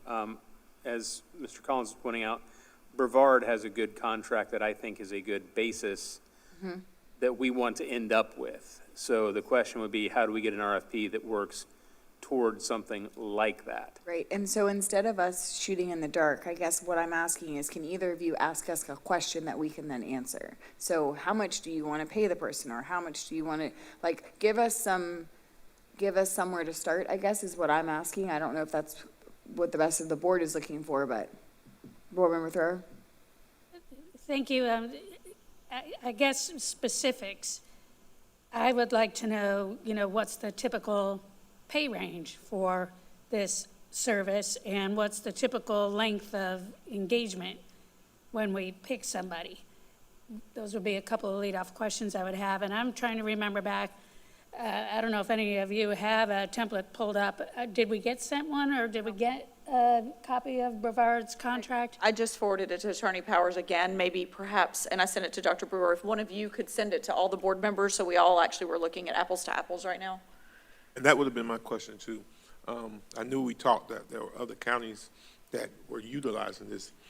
I would like to see what theirs is looking like, because I don't anticipate we're gonna have somebody in the district or paying someone every day to buy and sell property. We're not in that business of someone being in that position every day. Do we need them every other year? How they're gonna be utilized throughout the district? And how often are we gonna be utilizing that person? So I would like to see that. I'll send it to you right now. Thanks. Thank you. So whenever you do see it, board, whenever we had this initial Are you conversation. sending it? One of you, whatever. Whenever we had this initial conversation, board, I reached out to several colleagues around the state, and so did send to Attorney Powers, Brevard, Martin, and Duval counties, school system, what their contracts were. There are others. I didn't get Lee's, but I thought that the three that I had sent were sufficient enough to at least give us a starting point. And I agree, the Brevard agreement has a lot of the detail in it that we need to talk through today. Specifically, whenever you do have that to open, whenever you get into the Exhibit A, Exhibit B, those are the real areas I think that we could focus on today, because it talks about the marketing and sale of properties and like what the realtor's expectations are. And then the Exhibit B is actually the fee-for-service information. Is there a scope of work in there? But yes, all of that is there. So that's the Exhibit A is the scope of services, and Exhibit B is the fee for service. So I think maybe that would be helpful. So, y'all are looking at the actual contract. It was derived from a competitive process. I reached out to their procurement person this week, and Perfect. they actually did a request for qualifications, which is very similar to an RFP. And I would just say we would do an RFP in lieu of a request for qualifications, but it's the same steps in essence. And the scope that you're looking at in that contract was directly derived from their RFP document. And you have the document?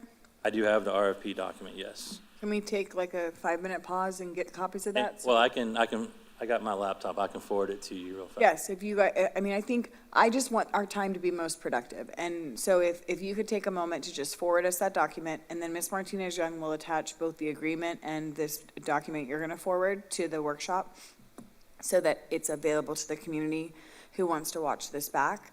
But I think that having those two items would help best guide our conversation. Sure. Yes. And I'm glad that we're having this conversation today.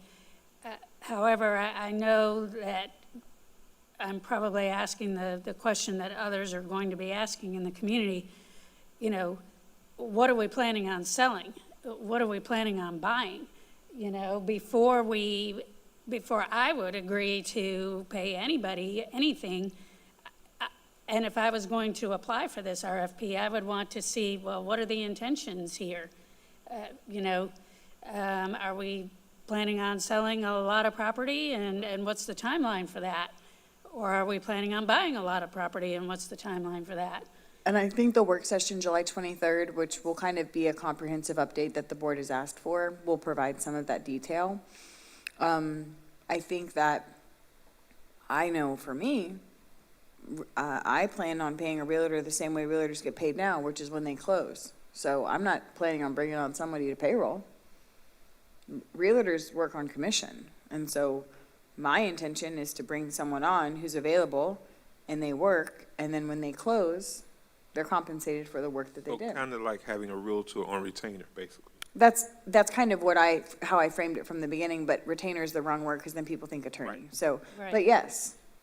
And a retainer usually costs money. Right. And this doesn't cost any money. When I saw So, retainer, I immediately thought no until I had more information. correct. And so retainer, it's really just having an agent, and then your agent works for you, and they As needed. as needed, and when they close, they're compensated. That's how realtors are compensated. That's the nature of the work.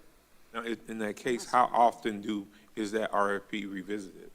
If you have a person that you're dealing with on a certain, are we reviewing that person every year? Are we doing this RFP? How often is that going to?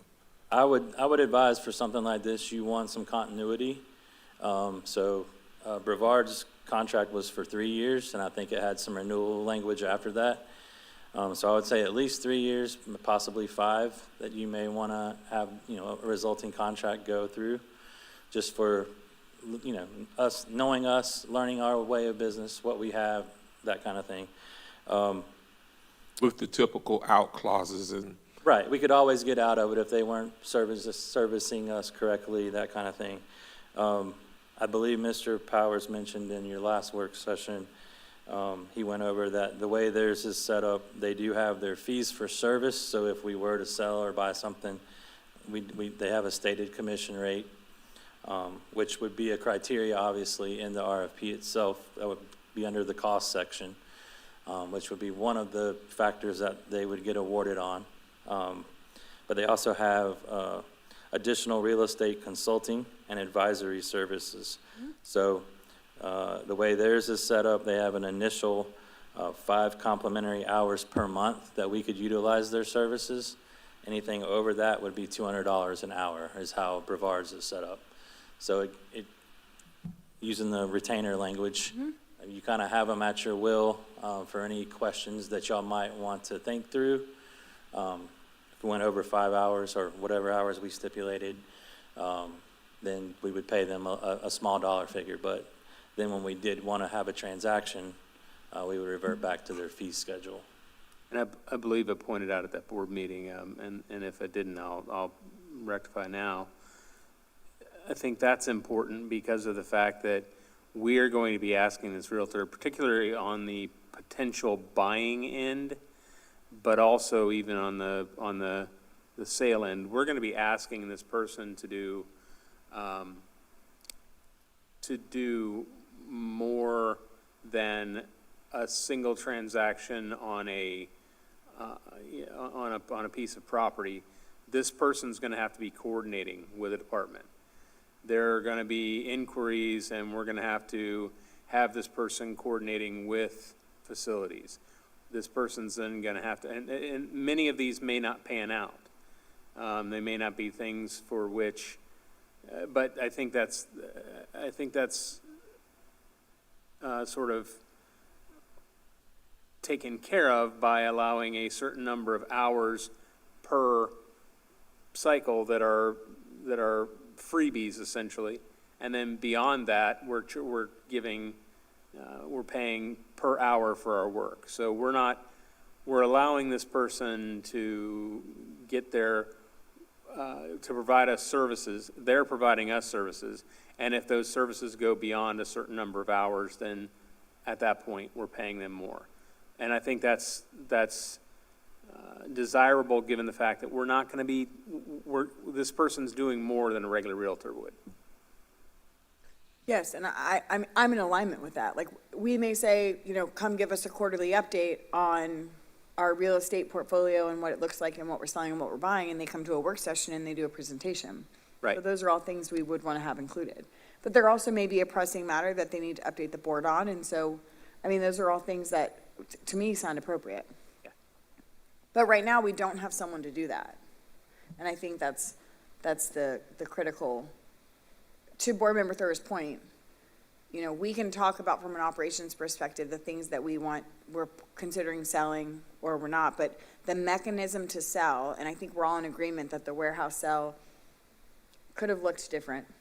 And so we don't have a mechanism when we name the things, because I agree, to Board Member Thur's point, no one wants a job without knowing, what's the scope of work with regard to the portfolio. But we don't have a mechanism to then get rid of the property if we have properties. Bellevue Santos comes to mind, right? Because if we're vacating Bellevue Santos's corner, for me, that comes to mind. So that's my perspective. So, Board Member Thur, did you have something you wanted to add? Yes, because as a board, I think that we would first want to have short, medium, and long-term goals of what we're thinking about buying or selling and come to agreement on that so that whoever is thinking of applying for this RFP knows what our general direction I agree. is. I guess I just feel like this conversation today is a little bit early. I'm glad we're having it, but I know for myself, I would want a little more time to review these documents and then have the work session and then come to, and this is just me, you know, welcome everybody else's feedback. I really think it's important for the board to have a very strong discussion on what's in play here. Well, and I'll tell you, I think one of the reasons why this is important to have is because we will vacate the technology center at Christmas. And now that entire block is going to be available. And we have already received requests, is my understanding, from community members wanting to know how they can get that piece of property for a variety of reasons. And so we want to make sure that's handled with grace. And so I hear you, and I am a bit frustrated myself that there's no framework for the conversation that preceded this morning. And so I also feel a little unprepared to have, I guess, discourse that lands in definite answers because I didn't have documents prepared. One of the things I guess I would request is if we have an RFP Part 2 conversation, I would say when we have an RFP Part 2 conversation, I would love for Mr. Collins as the expert to draft an RFP based on if we all agree the Brevard contract and if our legal counsel agrees the Brevard contract and RFP was appropriate. I want you to bring us an RFP that's complete, and that's our framework for then us to discuss anything we would want to be different. So can you say, Madam Chair, that he bring us a recommended transfer from them, and then let us move from that? Correct. I'm not an expert in anything. I deal with toilet paper to pencils to health insurance.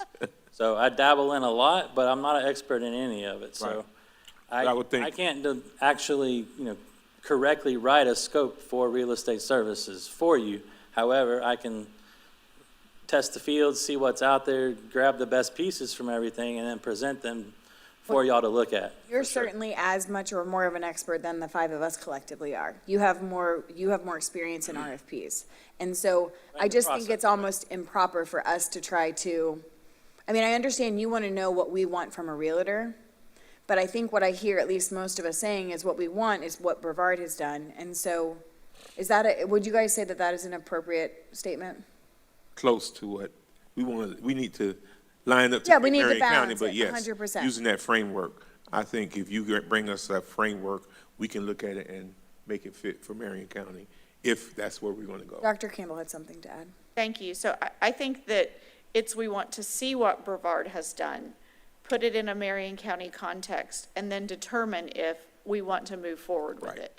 Because while I completely agree that warehouse property could have been handled very differently, it could have been done, it's our first time we've ever done anything like that, right? So you live and you learn. But does that mean that we want to completely go away from an attorney-led process just because the warehouse didn't go the way we thought it should?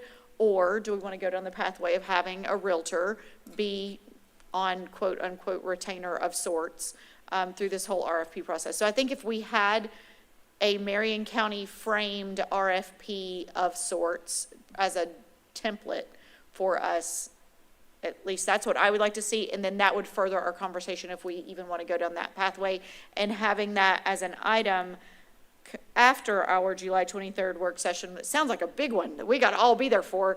After that will then help us have a much clearer picture as the full board, understanding what our needs are.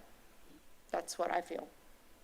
I apologize that I didn't No, give y'all anything for this meeting. I went back and listened to the last meeting, and it seemed like you just kind of wanted me to show up and give some overall guidance, so I apologize. No, you're fine. I don't want us to I think if we digress into a rabbit hole, a variety of rabbit holes, as described by Attorney Powers, who knows us very well. I don't know that it's going to land in a level of productivity that we're all looking for today. And so I just wouldn't want to do that, and then 2 hours from now, you're like, yeah, that's all right here, and I could have just drafted this out. That's, I guess, what I'm trying to. And Mr. Collins, typically we do the RFP, and then from the RFP and after the RFP, then negotiate the actual contract, correct? Correct. Okay. Yes, And so we can get based on Brevard's model, a contract that is, essentially fairly similar to that. But then after the RFP, once we know what we want in the RFP, then we negotiate the actual contract, which is a little bit different. So Yes. we wouldn't start the other way around. Correct. But the contract would be based on the submission that they provided through the RFP. There's not going to be a lot of changes from the awarded, the recommended awardees' proposal to the ultimate contract. There are things we can try to negotiate with them, but the overall submission won't change a whole lot.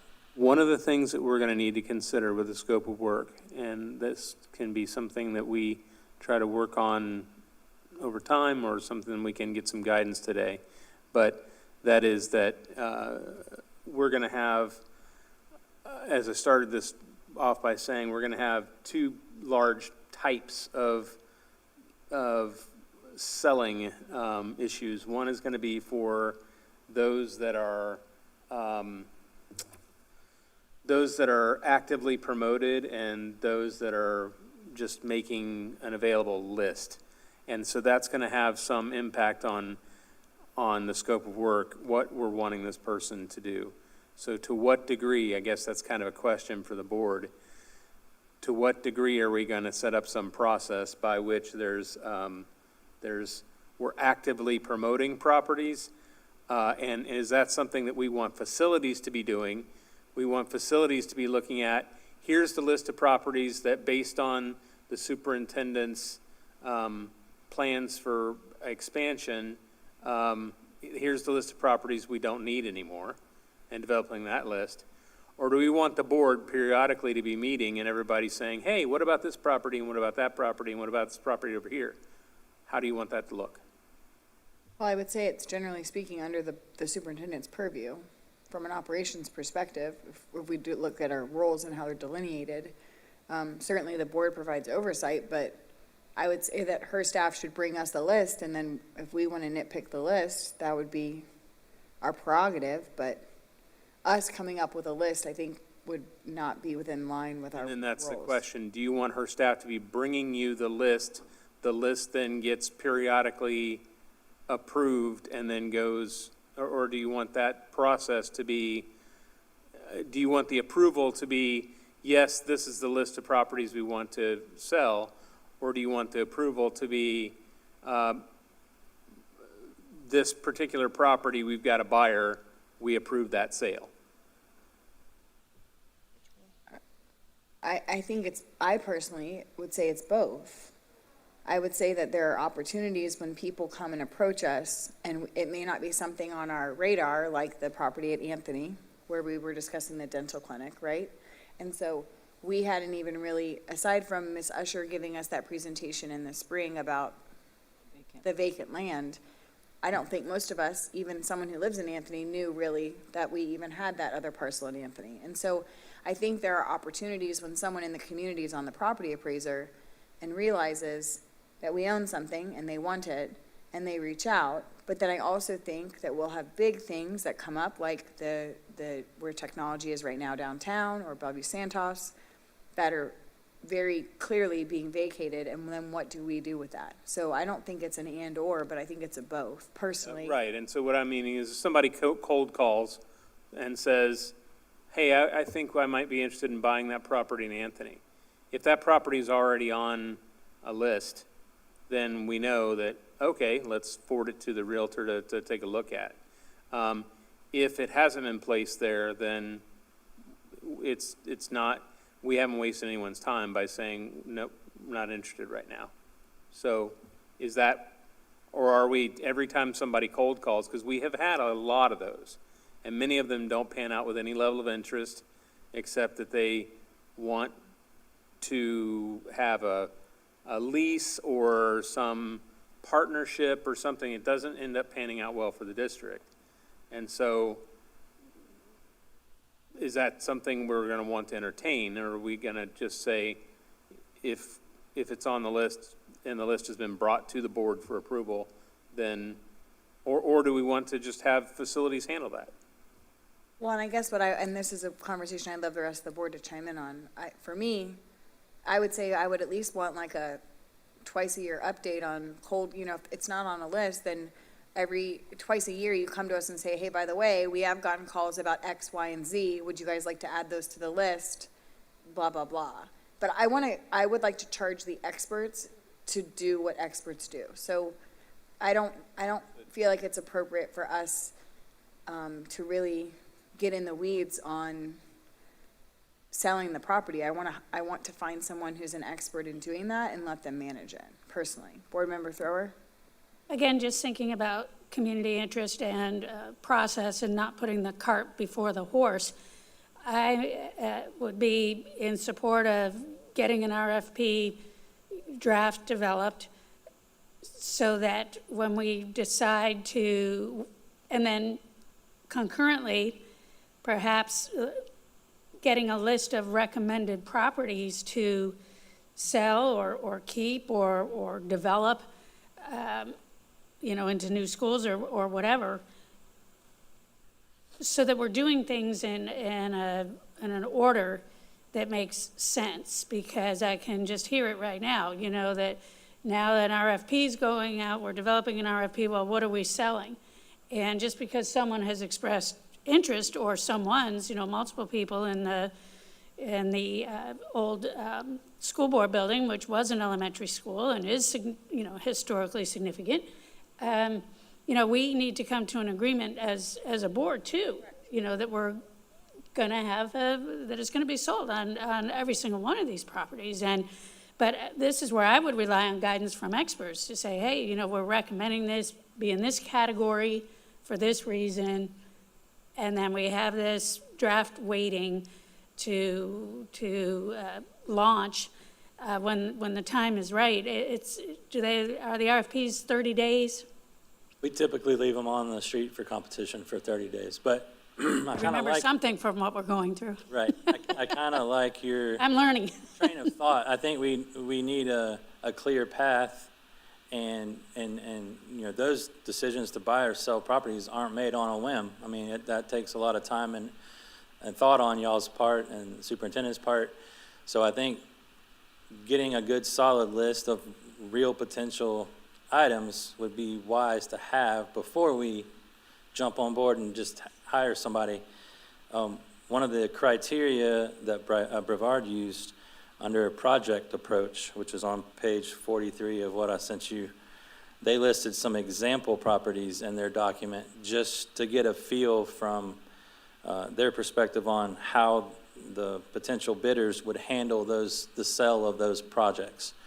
Not to say that they were going to sell those for sure, but they listed some examples in their document to then help their evaluation team to evaluate the proposals they received. So we could definitely do something like that in an RFP.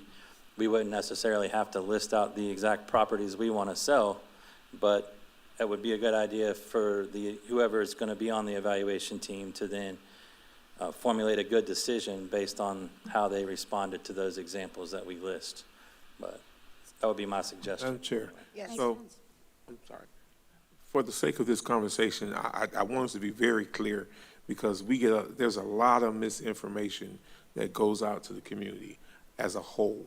I want to make sure that we're not letting the community think that Marion County's school district is for sale, because people will take that and twist it that, hey, now they're getting ready to sell everything, and we get too much bad press on how we say things and how we put information out there. So this is just a part of a business of running a school district, and that you're going to acquire property and you're going to sell properties that you're no longer using.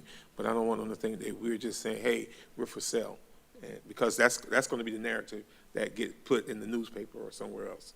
Yeah, I agree. I think, Dr. Brewer, what I hear is we have a workshop in 2 weeks where we're going to discuss the operations plan. And I presume that operations plan is going to involve some, we know that we're vacating the old central office for sure. And so in August, can we have as one of our work session agenda items, a presentation of a draft RFP, as well as including a list of the sites that facilities would recommend that we consider selling? And we can have a comprehensive discussion as a board about the RFP that's been proposed, as well as the list. And maybe we get to a landing zone there, or maybe we have to revisit the conversation again, but then we will have the full scope of information to be able to make an informed discussion around. Is that kind of what I'm hearing from the board?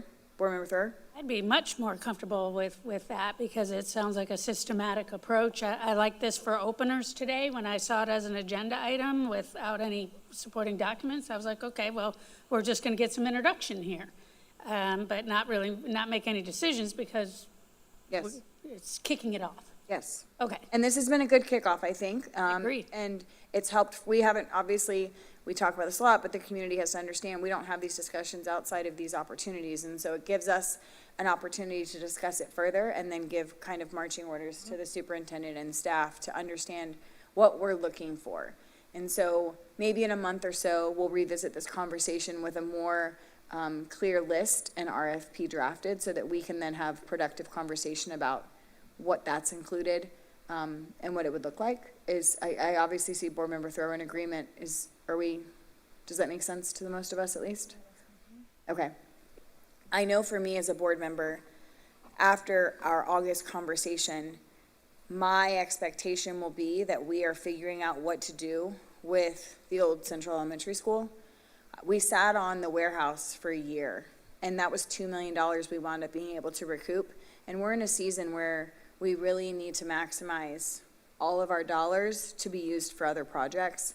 So I just want us as a board to really figure out specifically Central Elementary, since it will be vacated in December, and understanding like what are our next steps, because if we are going to get rid of it in any financial capacity, I want to be able to do that timely so that it doesn't just continue to sit and we can't have access to the funds that could come from it. So not that that's the direction we'll go, but if it's the direction we're going to go, I would like to be timely with it. So that's just my 2 cents on that. Is there anything else for Mr. Collins? Just for time frame wise, an RFP process would be 10 to 12 weeks, depending on how long negotiations took after the RFP, was brought back in. But yeah, we could have it knocked out in 3 to 4 weeks. Okay, yeah. Time frame. Perfect. I mean, I think having timely conversation about it and figuring out what we're going to do. I mean, that's really the season we're in, is trying to figure out our next steps. Is there any public discussion on the RFP for a realtor services?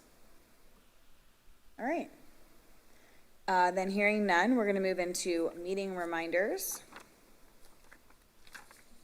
A school board meeting is scheduled for July 14th at 5:30 p.m. and an ICROC meeting for referendum oversight is on July 16th at 4 p.m. in the Brown Green Cole Auditorium. Moving into board member comments, we'll start with Ms. Martinez-Young. Is there anything you need to share from the clerk's office? No, Madam Chair. And Attorney Powers? No, thank you. All right, Dr. Brewer? Just one additional thing. Both documents that were shared by email have now been uploaded to board docs. Also, on August the 6th, the only agenda item we have, and I say only, which is a big deal, is part 1 of our budget. So we can add the RFP to that, and I think after the July 23rd work session, you'll have plenty to discuss. Okay. I'm just thinking from a, Good timing. you'll only have 1 week following that to take what we say and make a list, et cetera. So just, Yeah. okay. Okay, anything else? Ready? Okay. Thank you. Board Member Thrower? I think I'm going to defer for today. All right. Thank you. Reverend Cummings. Thank you, Madam Chair. My comments will be brief. I want to commend Mr. Whitehouse on the presentation that he did on our capital projects and district-wide projects. As you know, this is an election season, and some of us are out there hearing different conversations, and there is a huge information gap that I hear all the time when people are talking about things that are happening in our district. This work session and this presentation that Mr. Whitehouse gave actually answers a lot of those questions that are in the community that are just false, that are just wrong, and that are just completely inaccurate. So I want to encourage people who are asking these questions or putting this information out to look at our work sessions, to look at the information that's presented out there, that's out there on board docs, that has the accurate information rather than continue to send out false narratives or things that just aren't true. We talk about our budget being over $1 billion budget, but when you look at the facilities updates and how much it's going to cost, maintenance is a big part of our budget. We have old buildings, we have old infrastructure, and so I just encourage the community to please take a moment instead of just spewing out things that are not accurate, to please go back and look at some of our work sessions and get the correct information and put the right narrative out there. That's it. All right, Dr. Campbell. Thank you, Reverend Cummings. I wasn't going to say anything about what you just said, but now you fired me up a little bit. But no, I wanted to first just say thank you again. I said it privately, but I say it publicly to Board Member Conrad and to the team and all that you all did to celebrate Marion 250 and represent the school district during all of those activities. And it was a heavy lift for those who altered their vacation schedules and all the things I know that happened when we kind of, I don't want to say we were put on the spot, but back whenever Chair Zalek decided this big Marion 250 thing was going to happen and he wanted all these students involved, then that's a heavy lift whenever kids are out of school. So thank you for being our representative, and also to the team, Dr. Brewer, everybody that was involved with that. And I'll just, to conclude, piggyback on what Board Member Cummings just said. I waded into the deep end yesterday, Board, and just tried to correct some wrongs that are out on social media. And actually simultaneously received questions via text from a community member who had been hearing the candidates out talking about our budget, and just somebody didn't even see my social media comments, had just reached out and said, so what is the actual makeup of this $1.3 billion? Because I'm hearing this, and so I encourage us, Dr. Brewer, you and I can talk about this even more whenever we have our briefing, but I encourage us to get creative and already start thinking about how we're going to put this out in reels, in infographics, and so people really can grasp, yes, $1.3 billion, people are saying we can find the money. Well, you know, our actual operating dollars are under $600 million. And so seeing the capital piece of that today is a big part of that. And for folks to understand all of the different components, this is just kind of that lead up into the August budget conversations that we're going to have. But thank you, Dr. Brewer, for getting numbers for me right away. I pulled some DOE numbers yesterday. People are asking the differences. I've now been a board member for almost 6 years. When I ran, the budget wasn't near what it is today. But what are the things that have changed in that last 6 years? We now have a self-funded health plan. We now have a $330 million bond. Things that we're carrying on our budget that we didn't before, and we also have increased some 3,000 students or so. So there's all of these things that have exponentially changed. I also put out that the governor mandated that we increased teacher salaries in that time frame as well. We also had to immediately jump to the $15 minimum wage in 2022, 4 years ahead of every other business entity. So there were things like that yes, the legislature has helped fund for us so that we can make that budget balance. But there's lots of things that have happened in the last 6 years, and our community just doesn't really have a grasp on how we're funded And property values increasing doesn't always mean we get dollars increasing, except in capital, and that millage referendum. And so, anyway, thank you. You got me fired up on there, Reverend Cummings. I wasn't even going to mention it. But thank you, appreciate it. And this has been a productive work session. Thanks. Wow, really fast today. Everybody's trucking along. Okay, I do have just a couple of things I want to share. Thank you, Board Member Campbell, for sharing about the July 4th parade, America 250, but really that lift was Dr. Brewer and Melissa Connor. They really did the lift, but I will tell you I'm happy to be done with those committee meetings. So cheers. We don't have any more America 250 committee meetings. So glad. I got a lot of positive feedback from just community members and friends that were at the parade or made it over to the parade and got to see the fireworks show, and everyone really enjoyed it. So it really was a great community event, bringing people together during a time where a lot of people are polarized politically and for other reasons. So anyway, just grateful for that opportunity and a positive outcome. Board, I did want to invite you, 3G Sunday, many of you participate each year, is going to be August 9th. It will run from 9 in the morning till 10, and then I believe we got a calendar invite for 10:45. Yes, okay, so August 9th is a busy Sunday. If you're interested in attending, you can just text me and let me know, or email me if you'd like to participate. If you have a specific school that you'd like to attend, you can include that. That would be great. I'll be happy to pass that along. Another great thing that happened over the 4th of July week is the unveiling of the new horse Liberty at the Veterans Park. And so it was a great event, and I just happened to be there because it was, part of the America 250. But it ended up being a fantastic opportunity because it was our middle school art teacher from North Marion Middle School, Yomar Casanova, that was selected to create all of the graphics on that horse. So it was just really great. I wanted to give a shout out to him. It was really an exceptional morning to celebrate and bring together the community and the work, all the great things that happen in Marion County Public Schools, not just with our students, but with our educators. So that was a great opportunity. Just a quick shout out again to the Public Ed Foundation in that presentation this morning.